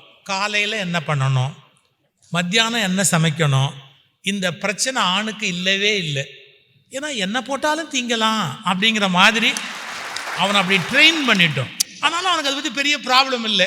இது ஒரு கோணம். ஆனால் ரொம்ப நல்லா பேசுனீங்கம்மா. பால் அடுப்பில் வச்சுட்டு ஒரு டைமிங் கால்குலேட் பண்ணிவிட்டு ஒரு பெண் எப்படி வேலை பார்ப்பான்னு சொன்னீங்க பாருங்க. நான் என்னுடைய மனைவியை பார்த்து வியந்திருக்கிறேன். நான் சொல்லுவேன், இந்த பால் எங்கே வச்சுட்டு நீ கீழே போய் மோட்டர் போட போறியே, பொங்கிறாதா அப்படிம்பேன். பொங்குனா நான் மேடைக்கு பேச வருவேன், நீங்கள் வீட்டில் சமையல் பண்ணுங்க அப்படிம்பா. ஒரு நாள் கூட பொங்காது. அவளுக்கு அந்த டைமிங் சென்ஸ் தெரியும். கரெக்டாக அப்படி குறைச்சி வச்சுட்டு அந்த அடுப்பில் அந்த மோட்டர் போடுறது எல்லா வேலையும் முடிச்சுட்டு கிட்டக்க வருவாங்க, சார் பால் பொங்கும். எப்படி இந்த இந்த அதெல்லாம் ஒரு அருமையான ஆப்சர்வேஷன், ஒரு சிறுகதை எழுத்தாளருடைய ஆப்சர்வேஷன். ஒரு இன்சிடென்ட்டு, பாரதியாருடைய மனைவி செல்லம்மா வெளியூர் போயிட்டாங்க. அவர் வீட்டில் தனியாக இருக்கிறார். பாரதிதாசன் பாண்டிச்சேரி அவரை கூப்பிடுறாரு. பால் வச்சுட்டு போயிருக்காங்க, காய்ச்சணும். பாரதிக்கு பால் காய்ச்ச தெரியல. காகிதம் இருக்கு பார்த்தீங்களா, காகிதத்தை பற்ற வச்சு போடுறாரு. ஒரு விறகு வச்சு பற்ற வைக்க அவருக்கு தெரியல, காயத்தை கிழிச்சு போட்டு பற்ற வைக்கிறாரு. பாரதிதாசன் அவர் 4 காயத்தை கிழிச்சு போட்டார், புகையா வருது, பால் காய்ச்ச தெரியல. ரொம்ப முக்கியமான விஷயம், பால் காய்ச்ச தெரியாத இந்த பாரதி இரும்பை காய்ச்சி உருக்கிடுவீரேன்னு பாட்டு எழுதுறாரு. இது என்னங்க நியாயம்? பால் காய்ச்சவே வக்கு இல்லையா, இவர் இரும்பை காய்ச்சறத பத்தி எழுதுவாராம். இரும்பை காய்ச்சி உருக்கிடுவீரேன்னு. பாரதி அன்னைக்கு நைட் சொல்றாரு, சுப்ரத்னம் எப்படி இந்த பெண்கள் இவ்வளவு வேலை பார்க்கிறார்கள், இவர்கள் படுகிற கஷ்டங்களில் இருந்து பெண்களை விடுவிக்க வேண்டும் அப்படின்னு. ராத்திரி பாரதிதாசன் தூங்கிட்டாரு, ஆனா பாரதி பெண் விடுதலை பற்றி பாட்டு எழுதி கொண்டே இருந்தார். கொஞ்சம் யோசிச்சு பாருங்க. ஒரு நாள் செல்லம்மா வீட்டில் இல்லை, அன்னைக்கு பாரதியாருக்கு பெண்கள் மீதான மரியாதை என்னது அப்படின்னு தெரிஞ்சுது. ரொம்ப அருமையா சொன்னாங்க. நான் உடனே எனக்கு நினைவு வந்து கூகுளில் போட்டு ஒரு படத்தை காட்ட சொன்னேன். ஜான்சி ராணி படம் பார்த்துருக்கீங்களா? அந்த ஓவியம் ஜான்சி ராணி. முதுகுல குழந்தை இருக்கும். ஒரு ஆண் தன்னுடைய பிள்ளையை தூக்கிக்கிட்டு போருக்கு போனதா வரலாறு கிடையாது. ஆனா பெண் போருக்கு போனாலும் தன் பிள்ளைகளையும் விட முடியாது என்கிற அந்த நிரந்தரமான செய்தியை ஜான்சி ராணியோட படம் நமக்கு புலப்படுத்தி கொண்டே இருக்கும். குடும்ப சுமையை அவ விட்டுட்டு பொது வாழ்க்கையில மட்டுமே இருந்துட முடியாது. அந்த சோகத்தை அந்த ஜான்சி ராணி படத்துல நான் பலமுறை பார்த்து கண்ணீர் விட்டுருக்கிறேன். அந்த மாதிரி நல்ல பகுதிகளை எல்லாம் அவங்க எடுத்து சொன்னாங்க. இப்ப நம்ம சக்கரை பொங்கல் வருது. தம்பி நீலகண்டன், பேராசிரியர் டாக்டர் நீலகண்டன். வணங்குதலுக்கும் போற்றுதலுக்கும் உரிய நடுவர் பெருந்தகை அவர்களே, வாதிட வந்திருக்கிற இலக்கிய வழக்கறிஞர்களே, என் எதிரே அமர்ந்திருக்கிற அன்புசால் தமிழ் சொந்தங்களே, உங்கள் அத்துணை பேரையும் வணங்கி மகிழ்கிறேன். குடும்பத்தின் மகிழ்ச்சிக்கு பெரிதும் காரணமாக இருப்பது ஆண்கள்தான் என்பது என்னுடைய வாதம். திருச்செங்கோட்டு ஆண்டவன் கூட உடலில் பாதியைத்தான் மனைவிக்கு கொடுத்தான். ஆனால் மொத்தத்தையுமே மனைவிக்கு கொடுத்தவர்கள் திருச்செங்கோட்டு ஆண்கள் என்பதை நடுவர் அவர்களே, எல்லா பெண்களும் சொல்றாங்க சார், எனக்குன்னு என்ன இருக்கு, எனக்குன்னு என்ன இருக்கு, ஒரு நகை உண்டா, ஒரு நட்டு உண்டா, ஒரு பட்டு புடவை உண்டா அப்படின்னு. ஆனா ஆம்பளை ஒரு நாளும் சொன்னதில்லை சார், எனக்குன்னு என்ன இருக்கு, எனக்குன்னு என்ன இருக்குன்னா. ஏன்னா அவனுக்கு தெரியும், நமக்குன்னு 2 பிள்ளைங்க இருக்கு, நமக்குன்னு 2 குழந்தைங்க இருக்கு, நமக்குன்னு ஒரு 3வது குழந்தையா இருக்கு அப்படின்னு மனைவியையே தன்னுடைய குழந்தையா நினைக்கிறவன் தான் சார் ஆண். ஒரு ஃபேன் சத்தம் கூட போட்டுட்டா கூட, ஒரு ஃபேன் ஓடுற சத்தம் கூட கேட்டுட்டா கூட உங்களால தூங்க முடியாது. ஆனா கண்டம் விட்டு கண்டம் போய் கூட ரிக் வண்டி ஓடிக்கிட்டே இருக்கல, அந்த சத்தத்திலையும் தூங்குறவங்க சார் எங்க ஆம்பளை. அந்த சத்தத்திலையும் தூங்குவான் எங்காள் தூங்குவான். பட்டுப்புடவை பட்டுப்புடவின்னு காலமெல்லாம் பட்டுப்புடவையே பேசுறீங்க. ஆனா எங்கேயோ கண்காணாத இடத்துல போய் லுங்கிய கட்டிக்கிட்டே திரும்ப சொந்த வீட்டுக்கு வர்ற வரைக்கும் அந்த லுங்கியையே மாத்தி மாத்தி கட்டுறவன் தான் சார் எங்க ஆளு. அது மட்டும் இல்ல, என்னமோ சமைக்கிறேன்னு எப்பா உண்மையிலேயே சமைக்கிறவங்க கூட இப்படிலாம் சொல்லியிருக்க மாட்டாங்க சார். இங்கே சார் ஒரு பொண்ணு சொல்லிச்சு சார் வீட்டுக்காரர்கிட்ட, ஏமாமா நான் எங்க அம்மா வீட்டுக்கு போயிட்டா நீங்க வர்ற வரைக்கும் சாப்பாட்டுக்கு என்னமாமா பண்ணுவீங்கன்னுச்சு. அவன் சொன்னான், சாப்பாடு கிடக்குது சாப்பாடு, மனுஷனுக்கு நிம்மதிதான முக்கியம்னா. என்னமோ சாப்பாடு நான் கேட்கிறேன், வருஷத்துக்கு ஒரு முறை பலகாரம் சுடுறீங்க இந்த தீபாவளிக்கு. ஆடாடாடாடாடாடா, அதுக்கு நீங்க போடுற சீன் இருக்கே, வருஷத்துக்கு ஒரு முறை பலகாரம் சுடுற நீங்க யூடியூப்ல போடுறீங்க, நெட்ல போடுறீங்க, ஆனா தட்டுல மட்டும் ஒரு நாளும் போட மாட்டேங்கிறீங்க. ஆனா வருஷம் முழுக்க பலகாரம் சுடுறான் சார் பேக்கரி மாஸ்டர். அவன் சத்தம் இல்லாம சுடுறான் சார். அவன் சத்தம் இல்லாம சுடுறான் சார். சமைக்கிறேன்னு என்னத்த அப்படி சமைச்சிட்டீங்க? ஏன் சார் கல்யாணம் அப்புறம் சொன்னாங்க, நாங்க தாலி கட்டுறோமா தண்டவாளத்தை கட்டுறோமான்னு. நான் சொல்றேன், தாலி கட்டும் ஜல்லிக்கட்டும் ரெண்டும் ஒண்ணுதான் சார், ரெண்டும் ஒண்ணுதான். வளர்த்தவங்க விட்டுறாங்க,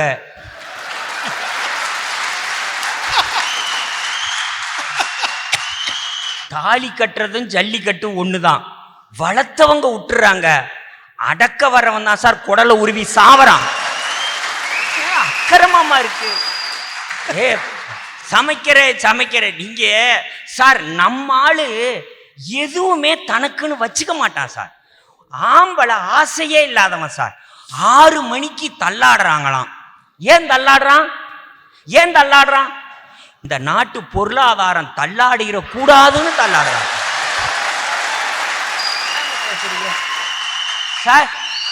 சார். நான் சும்மா சொல்ல, வெள்ளம் வந்துச்சு சார். வந்ததுக்கு வெள்ள நிவாரணம் கொடுத்தாங்க சார். வெள்ள நிவாரணம் கொடுத்தாங்க சார். நான் பொய் சொல்லல, வந்த வேகத்துல, அந்த பணம் வந்த வேகத்துல திரும்ப கவர்மெண்ட்டுக்கே நம்மால் கொடுத்துட்டான் சார்.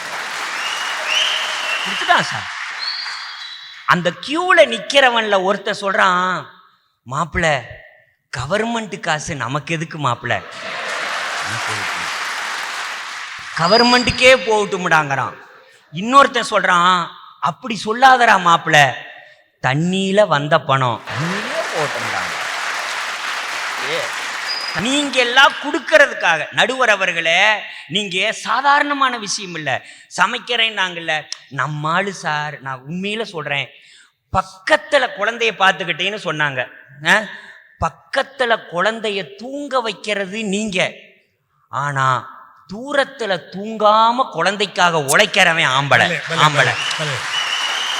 நீங்க நம்மால அப்படிலாம் சாதாரணமா நினைச்சிடாதீங்க சார். வாங்குறோம், உங்க பேர்ல பிளாட் வாங்குறோம், உங்களுக்கு ஊடு வாங்குறோம், உங்களுக்கு நிலம் வாங்குறோம், எங்க பேர்ல கடை வாங்குறோம். நீங்க கல்லு மண்ணை வாங்கி செங்கல் வாங்கி அத்திவாரம் போட்டு சார் ஒரு ஊடு கட்டுற போது பக்கத்துல ஒரு செக்யூரிட்டி போட்டா கூட 5000 ரூபாய் சம்பளம்னுட்டு நம்மால ராத்திரியில கட்டடத்துக்கு பக்கத்திலேயே படுத்திருப்பான் சார். செக்யூரிட்டி வேலை பார்த்து காலையில தண்ணி அடிச்சு கட்டடத்துக்கு, ஏன்னா காலையிலே அடிக்க மாட்டோம்ல, நம்ம ராத்திரிக்கு தானே அடிப்போம். சொல்றேன், கட்டடத்துக்கு தண்ணி அடிச்சு இவ்வளவை நம்மால் பண்ணிட்டு, ஆனா சகுந்தலா பவன் அப்படின்னு மனைவி பேர் எழுதுறான் பாருங்க சார். மனைவி பேர் எழுதுறான்ல, எழுதிட்டு நம்மால் கட்டி முடிக்கிற வரைக்கும் செக்யூரிட்டியா வெளியே கிடந்தவன் கட்டி முடிச்சதையும் கூட ஓரமா நிற்பான். வாமா வந்து குத்து விளக்க நீ ஏத்துமா அப்படின்னு சொல்றான். ஏன்னா நல்லா இருக்கட்டும், நம்மளை நம்பி ஒரு பொண்ணு வந்துருச்சு, அதுங்க கண்ணு கலங்க கூடாது அப்படின்னு நினைக்கிறான்ல சார், அவன் தான் சார் ஆம்பளை. ஆனா கல்யாணம் பண்ணன புதுசுல சார், ஐயா இதோட முடிச்சிடறையா, கல்யாணம் பண்ண புதுசுல நம்ம ஆளுக்கு ஒரு ஆசை இருக்காதா, நம்ம மனைவி கையால சாப்பிட போறோம் அப்படின்னு. இப்போ சொல்றேன் சார், சொல்லிட்டு செய் அப்படின்னா 50 வயசு சார். நம்ம ஆளுக்கு சொல்லிட்டு செய் அப்படின்னா 50 வயசு, சொன்னா செஞ்சிட போறான் அப்படின்னா 60 வயசு, ஒரு வார்த்தை சொல்லியிருக்கலாம்ல அப்படின்னா 70 வயசு, சொல்லாட்டி என்ன நீயா செஞ்சிருன்னு பேசாம இருந்தானா 80 வயசுன்னு அர்த்தம். நீங்க ஆஃபீஸ் போயிட்டான் சார், போயிட்டு ஆஃபீஸ் முழுக்க சொல்லிட்டு வந்துட்டான், என் மனைவி என் கட்டின தங்கம் அந்த தாரம் இன்னைக்கு சமைச்சு வச்சிருக்கு, நான் சாப்பிட போறேன்னா. வாசப்படியில் இல்லை சார், வாசப்படியாவே மனைவி நின்னாங்க. நம்மால் தங்கம் சமைச்சிட்டியா, எடுத்துட்டு வா சாப்பிடலான்னாங்க. ஒரே ஒரு குண்டான் கொண்டாந்து வச்சுது சார். ஒன்று சாம்பார் இருக்குங்க அப்படின்னுச்சு, ரசம் இருக்குங்க அப்படின்னுச்சு, பொரியல் இருக்குதுங்க அப்படின்னுச்சு, சாம்பாருன்னா ஊத்துச்சு, குழம்புன்னா ஊத்துச்சு, பொரியல்னா அதிலே ஊத்துச்சு, எந்திரிச்சு கும்பிட்டான் சார். நம்மால் எங்க அம்மா கூட சாம்பாருக்கு ஒரு பாத்திரம், ரசத்துக்கு ஒரு பாத்திரம், பொரியலுக்கு ஒரு பாத்திரம், அதுக்கு ஒரு பாத்திரம் வைக்கும், எல்லாத்தையும் ஒரே பாத்திரத்துல வச்ச ஒரே ஆளு நீதான்ட்டான். அந்த பொண்ணு சொல்லிச்சு, வேற ஒன்றும் இல்லை, மேலாவ முண்டா ரசம், கொஞ்சம் ஆழமா முண்டா சாம்பார், வடிகட்டி முண்டு போட்டாக்கா காய், புளிஞ்சு போட்டா பொரியல், அவ்வளோதாமான்னுச்சு. நில்லு தாயின்ட்டு நெடுஞ்சானா கும்பிட்டான் சார். இப்படி சொல்றேன். வீட்டில் இல்லைன்னா என்ன, காஃபி டம்ளரை கழுவுறதே இல்லையா, சாப்பாட்டு தட்டை கழுவுறதே இல்லையா? ஆமா, ஏன்? நாம் மட்டுமே பசியாறுகிறவதற்காக படைக்கப்படவில்லை, நம் வீட்டில் வாழுகிற எறும்புகளும் காஃபி குடிக்க வேண்டும். நம்ம வீட்டில் நாம மட்டும் காஃபி குடிக்க கூடாது, 10-15 எறும்பும் காஃபி குடிக்க வேண்டும் என்கிற உயிரிறக்க சிந்தனையாளனாய் இருப்பதனால்தான் காஃபி டம்ளரை கழுவுல. நம்ம மட்டும் பசியாறக்கூடாது, 4 ஈக்களும் பசியாறட்டுங்கிறதுக்காக பருக்கைகளை பட்டினியா படக்கக்கூடாதுன்னு பந்தி வைக்கிறான் பாரு. நாங்கள்லாம் வள்ளலார் சார், நாங்கள்லாம் வள்ளலார்.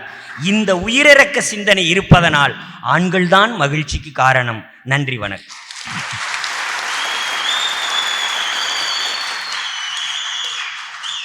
நீலகண்டனுக்குன்னு ஒரு பாணி, அதில் பிரமாதமாக அவருடைய அந்த கருத்தை சொன்னார்.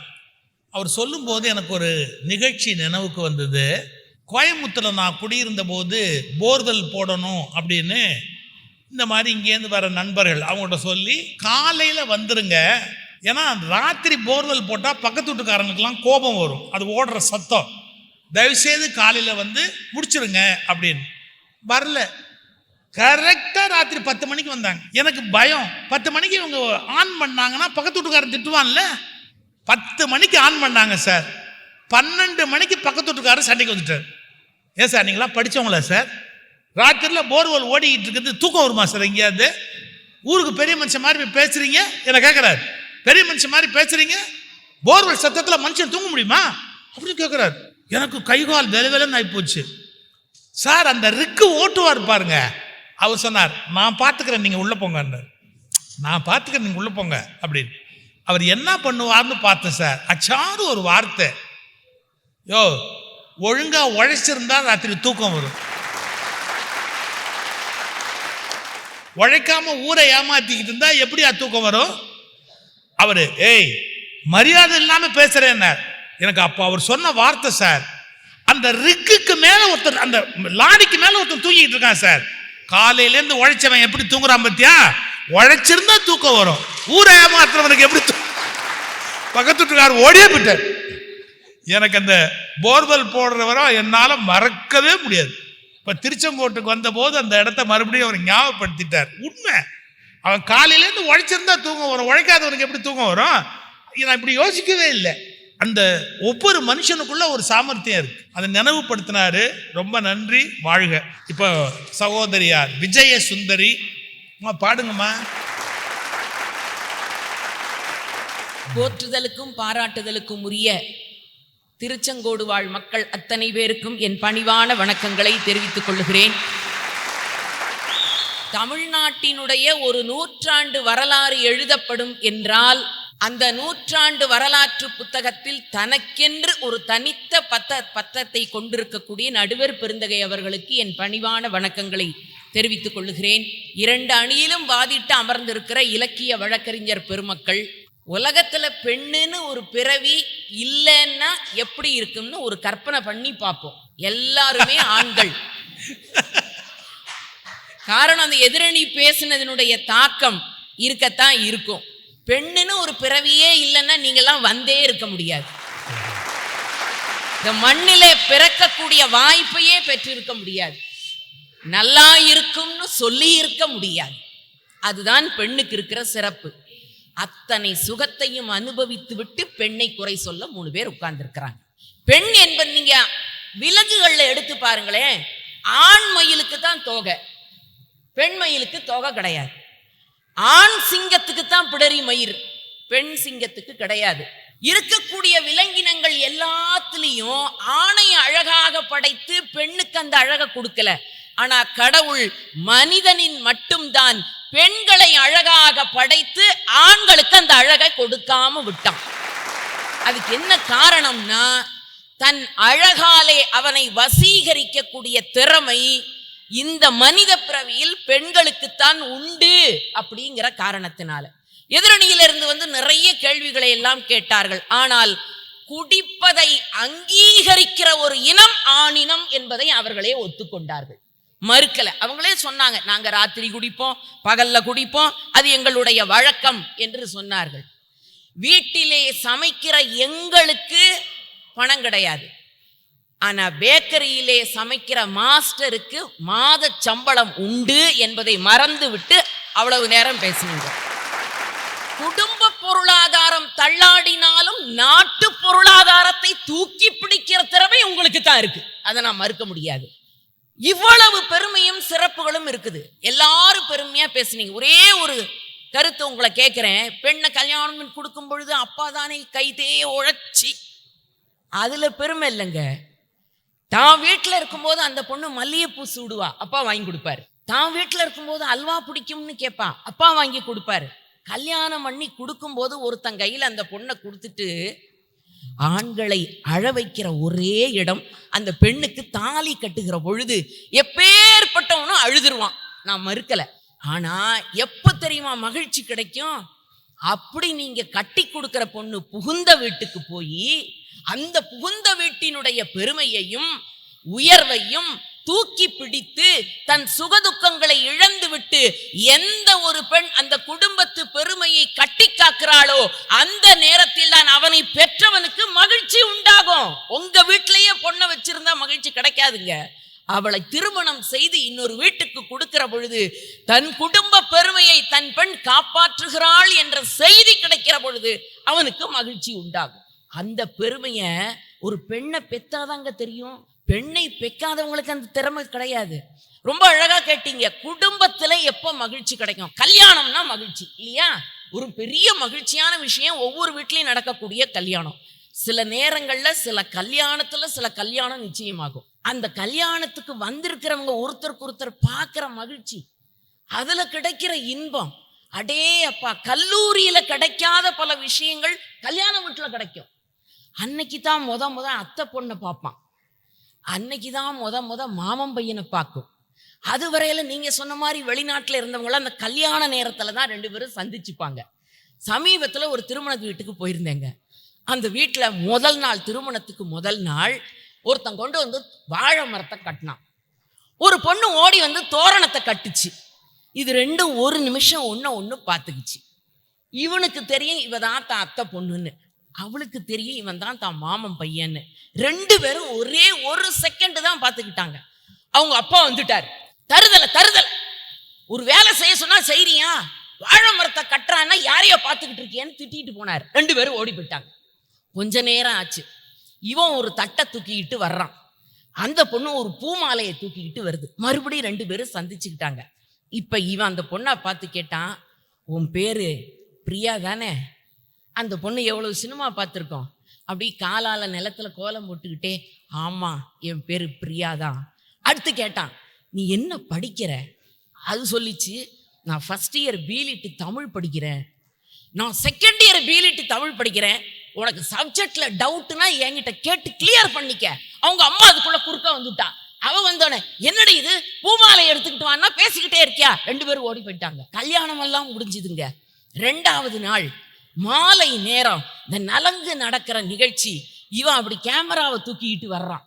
அந்த பொண்ணு குறுக்க வருது. ரெண்டு பேரும் இப்ப சந்திச்சுக்கிட்டாங்க. இப்ப இந்த பொண்ணு பேச்ச ஆரம்பிச்சிருச்சு. ஆமா சுரேஷ், உனக்கு எந்த கலர் ரொம்ப பிடிக்கும்? அவன் எப்படா கிரீன் சிக்னல் கிடைக்கும்னு உட்காந்துருக்கிறான். பச்சை கலர்னா ரொம்ப பிடிக்கும்னா. அதுக்கு பிரியா சொல்லிச்சு, போ சுரேஷ், உனக்கு ரொம்ப தான் குறும்பு. எனக்கு பச்சை கலர் பிடிக்கும் தெரிஞ்சுக்கிட்டு அதே பச்சை கலர் பிடிக்கும் நீ சொல்ற பத்தியா? ஓடி போயிடுச்சுங்க. அடுத்த நாள் கட்டு சாத கூட கல்யாணம் எல்லாம் முடிஞ்சு பொண்ணு மாப்பிள்ளை வீட்டுக்கு போக போறாங்க. மறுபடியும் ரெண்டு பேரும் சந்திச்சுக்கிட்டாங்க. அப்ப சொல்லிச்சு, அது அது சுரேஷ், நான் நேற்று ஒரு கனவு கண்டேன். அப்படியா? ஆமா, சாயங்காலம் 5:30 மணிக்கு எங்கூர் திருச்சி. இந்த பொண்ணு சொல்லுது அவங்கிட்ட, அந்த மாம்பழச்சாலையிலிருந்து அப்படி அண்ணா சிலையை நோக்கி காவேரி பாலத்துல சாயங்காலம் 5:30 மணிக்கு நீயும் நானும் மட்டும், எப்ப சாயங்காலம் 5:30 மணிக்கு நீயும் நானும் மட்டும் ஒரு கோனைச கையில பிடிச்சுக்கிட்டு அப்படியே ஸ்லோ மோஷன்ல நீயும் நானும் போற மாதிரி கேட்ட உடனே பலாருன்னு அரைஞ்சிட்டாங்க. அந்த பையன் திருந்திட்டான் போல இருக்குன்னு நினைச்சேன். அவன் சொல்றான், அது எப்படி பிரியா, நேத்து என் கனவுல வந்தது அப்படியே உன் கனவுல வந்துச்சுன்னா. இப்படியே பேசிச்சுக்கிட்டே இருந்தாங்களா. வண்டியில ஏறி புறப்படுற நேரம் இவன் முடிவு பண்ணிட்டான், இது அதுதான். எவ்வளவு சினிமா பார்த்துருப்பான். ஓடி போய் ஒரு ரோஜா பூவை கையில கொண்டு வந்து அப்படி கையில பிரியா கையில கொடுத்துட்டு அந்த இங்கிலீஷ்ல 3 வார்த்தை அதையும் சொல்லிட்டான். வச்சிருக்கிறது பூரா இங்கிலீஷ்ல அரியர். அது காலேஜில் படிக்கிற இங்கிலீஷ் தான் தெரியும். ஆனா அந்த 3 வார்த்தை இங்கிலீஷ்ல உள்ளதை சரியா கொடுத்துட்டான். இப்ப பிரியா அந்த ரோஜா பூவை வாங்கிட்டான். இதுவும் பீலிட்டு அதுவும் பீலிட்டு. அதுக்கும் பச்சை கலர் பிடிக்கும், இதுக்கும் பச்சை கலர் பிடிக்கும். இது கனவுல என்ன வந்துச்சோ அதேதான் அது கனவுல வந்துச்சு. இப்ப அவன் சொல்லிட்டான் அந்த 3 வார்த்தைய. இப்ப பிரியா சொல்லுவாளா இல்லையா? கவுண்ட் டவுன் ஸ்டார்ட்ஸ், திக் திக் பக் பக்.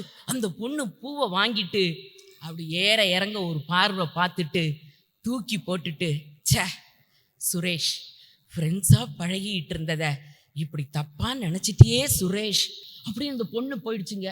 இதுவே பழைய காலமா இருந்தா அவன் தாடி வளர்த்து ஒரு நாயை பிடிச்சிக்கிட்டு பாட்டில் பிடிச்சிக்கிட்டு மூளையில உட்காந்து பாட்டு பாடிக்கிட்டு இருப்பான். ஆனா நிலைமை மாறிச்சு. அவங்க அப்பா சொன்ன தருதலை காதுல வந்து விழுது. இதுவரையில அவன் கவிதை எழுதினது இல்லைங்க, இதுவரையில அவன் தமிழ்ல பேசினது கூட இல்லைங்க, இதுவரையில ஒரு முடிவெடுக்கிற ஆற்றல் இல்லாம இருந்தவன் இந்த பெண்ணு சொல்லிட்டு போன உடனே இப்ப அவன் பாடிக்கிட்டு இருக்கிறான். கவிதை பாடின கண்கள், காதல் பேசின கைகள், கடைசியில் எல்லாம் பொய்கள் என்ற உணர்வு எனக்கு வந்து விட்டதுன்னு ஒருவனை கவிஞனாக மாற்றுகிற திறமை ஒரு பெண்ணுக்கு இருக்குதுங்க. அவனுக்குள்ள இருக்கிற ஆற்றல். திரும்ப திரும்ப ஒரு கேள்வி கேட்டீங்க, இந்த மகாலட்சுமி மகாலட்சுமி மகாலட்சுமி திருமணம்னு ஒண்ணு ஆகிற வரையில முக்கு கடையில நின்று அல்வாவை கட்டு கட்டு கட்டுன்னு சொல்ல தெரியாம வெட்டு வெட்டு வெட்டுன்னு வெட்டி சாப்பிட்டுக்கிட்டு இருந்தான். ஆனால் மனைவின்னு ஒருத்தி வீட்டுக்கு வந்த பிறகுதான் வெட்டி வெட்டுன்னு சாப்பிட்டவன் அல்வாவை கட்டி கொண்டு வந்து தனக்கு கிடைத்த இன்பம் இன்னொருத்திக்கும் கிடைக்க வேண்டும் என்ற உணர்வை அவனுக்குள்ளே விதைச்சது யாருங்க? பெண்ணு. அந்த பெண் இருக்கிற காரணத்தினால் தான் அவ்வளவு மகிழ்ச்சி. துளசிதாசர்னு ஒருத்தர், அவ்வளவு ஆர்வம், பெண்டாட்டின்னா உசுறு, எதை வேணும்னாலும் தியாகம் செஞ்சிருவார். அந்த பொண்டாட்டி பிறந்த வீட்டுக்கு போயிட்டா. பிறந்த வீட்டுக்கு போயிட்டான்னால நான் சொல்றது நல்ல கணவன்மார்களுக்கு அழுக வரும். ஐயையோ மனைவியை எப்படா பார்க்க போறோம், அவளை போய் பார்க்கணும்னு ஆசை. புறப்பட்டுட்டார். இப்ப இருக்கிற மாதிரி பேருந்து வசதி எல்லாம் கிடையாது, ட்ரெயின் எல்லாம் கிடையாது. தண்ணியில குதிச்சு போகணும். பெரிய மழை கொட்டுது, ஆறு ஓடுது. ஆனா மனைவியை பார்க்க வேண்டும்ங்கிற ஆசை உள்ளத்துல. இவருக்கு நீச்சல் தெரியாது, ஆனா தண்ணியில குதிச்சுட்டாரு. மனைவியை பார்க்கணுங்கிற உணர்வு மட்டும் மனசுல இருக்குது. எப்படியோ தட்டு தடுமாறி அங்க இருக்கிற குச்சி கச்சி எல்லாத்தையும் பிடிச்சுக்கிட்டு மனைவி வீட்டுக்குள்ள போயிட்டார். அவங்க வீட்டு கதவை தட்டினதும் மனைவி கதவை திறந்துட்டு வந்து, என்னங்க இது கொட்டுற மழையில எப்படிங்க வந்தீங்க இந்த இருட்டு நேரத்துல? அதெல்லாம் எனக்கு தெரியாது, எனக்கு நீச்சல்லாம் தெரியாது, உன்னை பார்க்க வேண்டும் என்ற உணர்வு மட்டும் எனக்கு உண்டு, அதனால இங்க வர இந்த கம்பை பிடிச்சுக்கிட்டு நான் வந்துட்டேன்னா. அவ சொன்னா, நல்லா பாருங்க, அது கம்பு இல்லைங்க, பாம்புங்க, தண்ணி பாம்பை பிடிச்சுக்கிட்டே வந்துட்டீங்களான்னா. ஆமா, உன்னை பார்க்கணுங்கிற ஆசை வந்துட்டேன்னாரு. அப்ப அவர் மனைவி சொன்னாள், கேவலம் அழியக்கூடிய உயிர் உங்கள் மனைவி நான், என்னை பார்ப்பதற்காக உங்கள் உயிரை கூட பணயம் வைத்து நீந்தி வந்து என்னை பார்க்க வந்திருக்கிறீர்களே, என் மேல் வைத்திருக்கிற இந்த அன்பில் ஒரு பங்கை ஆண்டவன் மேல் வைத்தால் நீங்கள் எவ்வளவு பெரிய நிலைக்கு உயர முடியும் என்பதை நினைத்து பார்த்தீர்களா என்று கேட்டார். அவர்தான் 1000 பாடல்களை ராமனுக்கு எழுதி குவித்த துளசிதாசராக மாறினார் என்றால் என்ன பொருள்? ஒரு மனைவி நினைத்தால் ஒரு கணவனுக்குள்ளே இருக்கிற திறமையை தூண்டிவிட முடியும். ஒரு பெண் நினைத்தால் ஒரு கணவனுக்கு கை கொடுக்க முடியும். ஒரு பெண்ணை நான் குறிப்பிடுவது நல்ல கணவன்மார்கள், நல்ல மனைவிமார்கள். இந்த 2 பேரையும் உதாரண புருஷர்களாக எடுத்துக் கொள்ளுங்கள். குடும்பம் என்ற ஒரு அமைப்பு இல்லாமல் ஒரு ஆண் வாழ்ந்து விடலாம், ஆனால் குடும்பம் என்ற ஒரு அமைப்பு இல்லாமல் பெண் வாழ முடியாது. குடும்பமே இல்லாமல் திருமணம் செய்து கொள்ளாமல் ஒரு ஆண் வாழ்ந்தால் தியாகியாகி விடுகிறான். ஆனால் ஒரு பெண் திருமணம் இல்லாமல் வாழ்ந்தால் சம்திங் ராங் என்று இந்த உலகம் சொல்கிறது. குடும்பம் இல்லை என்றால் அவன் குழந்தை குட்டிகளை காப்பாற்றவில்லை என்று இந்த யாரும் குறை சொல்ல மாட்டார்கள். அவனுக்கு குடும்பம் இல்லைங்க, பொண்டாட்டி இல்லைங்க, புள்ள குட்டி இல்லைங்க, அதனால அவன் எப்படியோ இருக்கிறான்மா. ஆனா அதே திருமணம் செய்து கொள்ளாமல் ஒரு பெண் இருந்தால் அக்கா பிள்ளைங்களை பார்த்துக்கணும், தங்கச்சி பிள்ளைய பார்த்துக்கணும், அண்ணன் குழந்தைய பார்த்துக்கணும், அம்மா அப்பாவை பார்த்துக்கணும். அத்தனை பொறுப்பும் பெண்ணுக்கு வருகிறது என்றால் என்ன பொருள்? ஆகாயத்தில் இருக்கிற சூரியன் அணைந்து விடக்கூடாது என்று ஆண்களாகிய நீங்கள் பார்த்து கொள்ளுங்கள். அடுப்பு நெருப்பு அணிந்து விடக்கூடாது என்று பெண்களாகிய நாங்கள் பார்த்து கொள்ளுகிறோம். நாட்டு பொருளாதாரத்தை நீங்கள் தூக்கி நிறுத்துங்கள், குடும்ப பொருளாதாரத்தை நாங்கள் பார்த்து கொள்ளுகிறோம். மகிழ்ச்சி, களிப்பு, ஆனந்தம் 3 வேற வேறங்க. அதை சொல்லி நான் முடிச்சிடுறேன். களிப்புங்கிறது வேற, மகிழ்ச்சிங்கிறது வேற, ஆனந்தம்ங்கிறது வேற. ஐயா, ஒரு சின்ன கற்பனை. இப்போ உங்க மேசையில ஒரு தட்டுல 5 சுட சுட இட்லியும் நல்ல மணமான ஒரு தக்காளி சட்னியும் வச்சிருக்காங்கன்னு வச்சுக்குவோம். அதை எடுத்து நீங்க சாப்பிடுறீங்க, உங்களுக்கு மகிழ்ச்சியா இருக்கு. உங்க நாக்குக்கு சுவையா இருக்கு, ஆனா அது எனக்கு சுவையா இருக்குமா? இருக்காது. சாப்பிட்ற உங்களுக்கு மட்டும்தான் அது களிப்பை கொடுக்கும். இன்னொன்னு, அதுல 2 இட்லியை எடுத்துக்கமா விஜயசுந்தரின்னு எனக்கு கொடுத்தீங்கன்னா உங்களுக்கு குறைஞ்சு போயிடும். அதுதாங்க களிப்பு. மகிழ்ச்சி இருக்குதே, அது மனசால அனுபவிக்கணும். இன்னும் சில நேர பொழுதில் சுகிசிவம் ஐயா அவர்கள் ஒரு தீர்ப்பை வழங்கப் போகிறார் என்று சொன்னால் அது எனக்கு மட்டும் மகிழ்ச்சி அல்ல, இங்கிருக்கிறவர்களுக்கு மட்டும் மகிழ்ச்சி அல்ல, இதை கேட்கிற அத்தனை பேருக்கு மகிழ்ச்சி. பதிவு செய்கிற அதனை உலகம் முழுக்க கொண்டு சென்றால் அத்தனை பேருக்கும் மகிழ்ச்சி. அது மனம் சம்பந்தப்பட்டது. இதையும் தாண்டி ஆனந்தம் என்ற ஒரு நிலை இருக்கிறது. பேரின்ப நிலைக்கு இந்த சிற்றின்பத்தை கொண்டு செல்லுகிற தகுதியும் திறமையும் பெண்ணுக்கு மட்டும்தான் உண்டு. ஆகவேதான் குடும்பத்தில் மகிழ்ச்சியை எந்த நாளும் கொண்டு சேர்க்கிற ஆற்றலும் பொறுப்பும் பெண்ணுக்கே உண்டு என்று சொல்லி விடைபெறுகிறேன். நன்றி, வணக்கம். சகோதரி விஜயசுந்தரி பேச்சு எப்படின்னா, ஒரு முழு சினிமா படம் பார்த்த திருப்தி. அந்த வர்ணனை, கல்யாண வீட்டில் நடந்தது. ஆனால் ஏன் இவங்க அதெல்லாம் யாரோ பேசுகிறத கேட்டுக்கிட்டு இருந்தாங்கன்னு தெரில. ரொம்ப அருமையாக அந்த காட்சியை கொண்டு வந்து நிறுத்தினாங்க, நல்லா பாடுனாங்க. அவங்களுக்கு நம்முடைய வாழ்த்து, பாராட்டு. பொதுவாக குடும்பம்னு சொன்னாலேயே மனைவி பெண்கள்ன்ற ஒரு அபிப்பிராயம் இருக்கு. ஏன் இப்போ நான் ஒரு கல்யாணத்துக்கு போகிறேன்னு வச்சுங்க, நான் போய் நிற்கனா என்ன கேட்பாங்க தெரியுங்களா? எங்கள் வீட்டில் வரலீங்களா அப்படிம்பாங்க. நான் கோவப்படாமல் பதில் சொல்கிறேன், அவள் தான் வீடுன்னா நான் என்ன முனிசிபாலிட்டியா? எங்கள் வீட்டில் வரலையா அப்படிங்கிறான்னு நான் என்ன 7ஆம் நம்பர் தெருவா? கொஞ்சம் யோசிச்சு பாருங்க. அப்போ அவன் முடிவு பண்ணிட்டான், வீடுன்னு சொன்னாலேயே மனைவி, இல்லறம், இல்லாள் எல்லாமே அவங்களோட சேர்ந்து இருக்குது. அப்போ குடும்ப மகிழ்ச்சி என்பது கணவன், மனைவி, குழந்தைகள். இதுல ஆணுக்கான பொறுப்பு கொஞ்சமா இருக்கிற மாதிரியும் பெண்ணுக்கான பொறுப்பு கூட இருக்கிற மாதிரியும் ஒரு இம்ப்ரெஷன் சொசைட்டி முழுக்க இருக்கு, உலகம் முழுக்க இருக்கு. சமத்துவம் பேசுற நீங்க மேல் நாடுகளில் கூட பெண்ணுக்குத்தான் அந்த வீட்டு பொறுப்பு என்பது அதிகம் இருக்கிற மாதிரியும் ஆணுக்கு குறைவா இருக்கிற மாதிரியும் ஒரு கருத்துரு, ஒரு ஐடியா இருக்கு. அஃப்கோர்ஸ் வெளிநாட்டில் இருக்கிற ஆண்கள் மனைவியோடு சேர்ந்து சமைக்கிறாங்க, துணி துவைக்கிறாங்க. இருந்தா கூட அந்த வீடுங்கிற வார்த்தை யாரை குறிக்கிறதுனா மனைவியை குறிச்சிருது. அப்ப அதுக்காக குடும்பத்து வாழ்வினுடைய மகிழ்ச்சிக்கு காரணம் பெண்கள்னு ஒரு தீர்ப்பு சொல்லிட்டு போயிடலாமா? அப்ப ஆண்களை என்ன பண்றது? அரபிக்கடல்ல அள்ளி வெளியேறி இருந்தா அப்ப ஆண்களுக்கு என்ன மரியாதை இருக்குது? சார், கல்ஃப்ல வெயில்னா வெயில், அப்படி ஒரு வெயில் சார். அந்த வெயில்ல அந்த கட்டடத்துக்கு சிமெண்ட் மேல பூசுவான் சார். அந்த வெயில்ல கருகி போவான். இவ்வளவு வருஷத்துக்கு ஒரு தடவை அவன் எங்க வீட்டுக்கு வந்துட்டு போய் திரும்பி ஒரு 11 மாசம் அங்க கஷ்டப்படுவான். யாருக்கு? இங்க மனைவிக்கு வீடு கட்டி கொடுக்கணும், நகை வாங்கி கொடுக்கணும், குழந்தைங்களை நல்ல பள்ளிக்கூடத்தில் சேர்க்கணும். கொஞ்சம் யோசிச்சு பாருங்க. 12 மாசமும் அந்த குடும்பம் நல்லா இருக்கிறதுக்காக 12 மாசமும் அவன் வெயில்ல போய் கஷ்டப்படுறான்னு அவனோட தியாகத்தை நினைச்சு பார்த்தா யோசிச்சு பாருங்க, எவ்வளவு பெரிய தியாகம் பண்ணி அந்த குடும்பத்தை அவன் காப்பாத்துறான். அப்ப ஆண்கள்னு தீர்ப்பு சொல்லிடலாமா? சொல்லிடலாம்.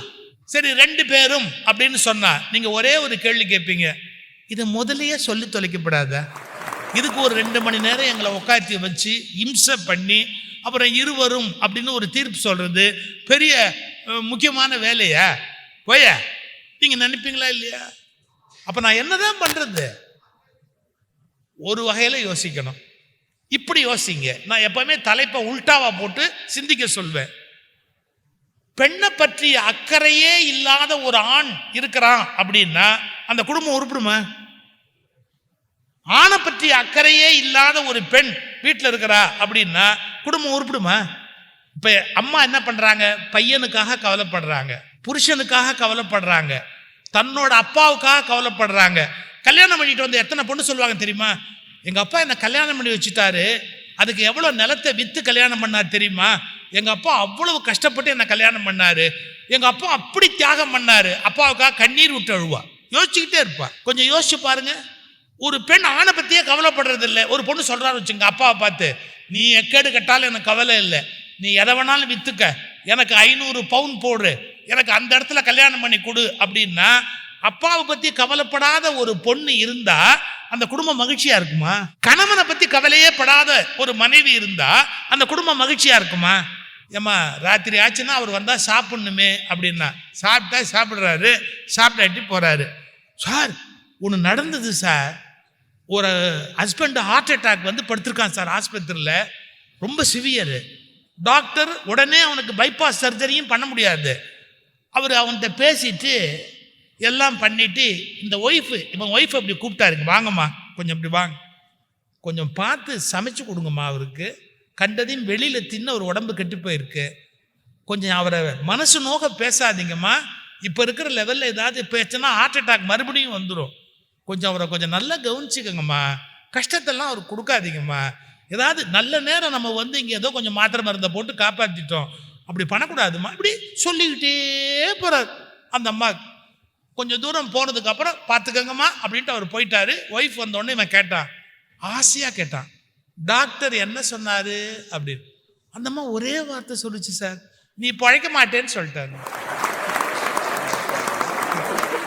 ஏன்னா இது எதுவுமே செய்யற ஐடியா அந்த அம்மாக்கு இல்லை. சீரியல் பார்க்காம இருன்னு சொன்னா கூட இருக்க முடியாது, எந்த ஐடியாவுமே அந்த அம்மாக்கு இல்லை. ஒரே வார்த்தை முடிச்சிடுச்சு, நீ பழைக்க மாட்டேன்னு டாக்டர் சொல்லிட்டாரு அப்படின்ட்டு போனா. எங்க பேச்சாளர்கள்ல நமசிவாயம்னு ஒரு பேச்சாளர் பேராசிரியர், அவருக்கு சுகர் வந்தது சார்.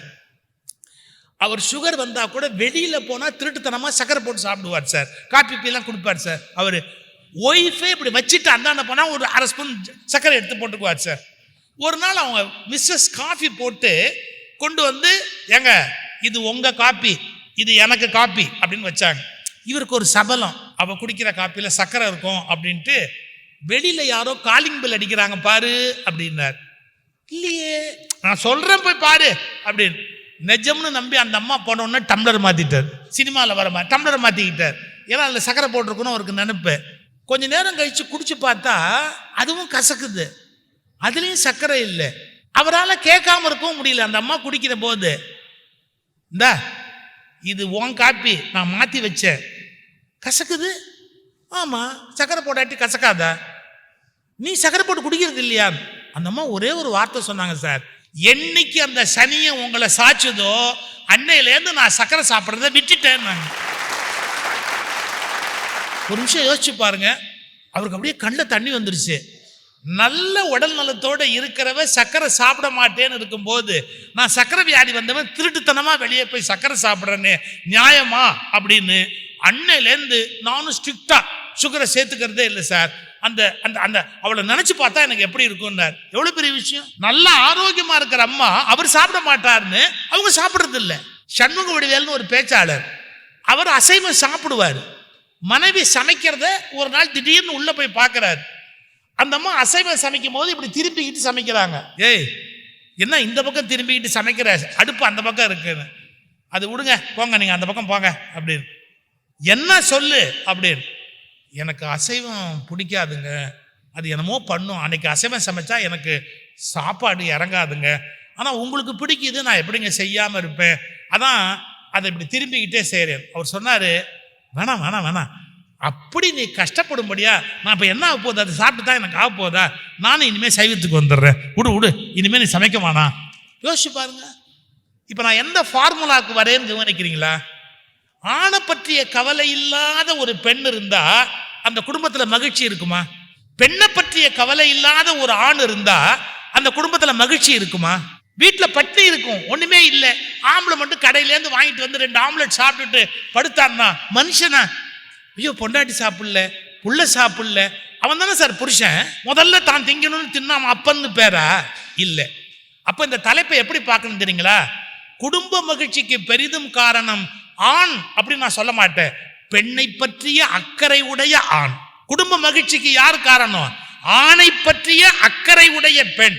எனவே குடும்ப மகிழ்ச்சிக்கு காரணம் பெண்ணை பற்றி அக்கறை உடைய ஆண், ஆணை பற்றி அக்கறை உடைய பெண் என்பதால் ஒரே வார்த்தை, யாருக்கு மற்றவர் மீது அக்கறை உள்ளவரோ அவர்தான் குடும்பத்தில் மகிழ்ச்சியை கொண்டு வருகிறார். தன்னலமுடையவர்கள், தன் மீது ஆசை வைத்திருக்கிறவர்கள், கர்வமுடையவர்கள், தன்னை பற்றி பெருமையாக நினைக்கிறவர்கள், எப்போதும் தன்னை பற்றியே கவலைப்பட்டு கொண்டிருக்கிறவர்கள் குடும்பத்தை நரகமாக்கி விடுகிறார்கள். எப்போதும் குடும்பத்தில் இருக்கிற பிறரை பற்றியே கவலைப்படுகிறவர்கள் எப்போதும் குடும்பத்தை மகிழ்ச்சியாக ஆக்கி விடுகிறார்கள். எனவே குடும்ப மகிழ்ச்சிக்கு பெரிதும் காரணம் பிறரை பற்றிய அக்கறை உடைய மனிதர்கள். அது ஆணா இருக்கலாம், பெண்ணா இருக்கலாம்.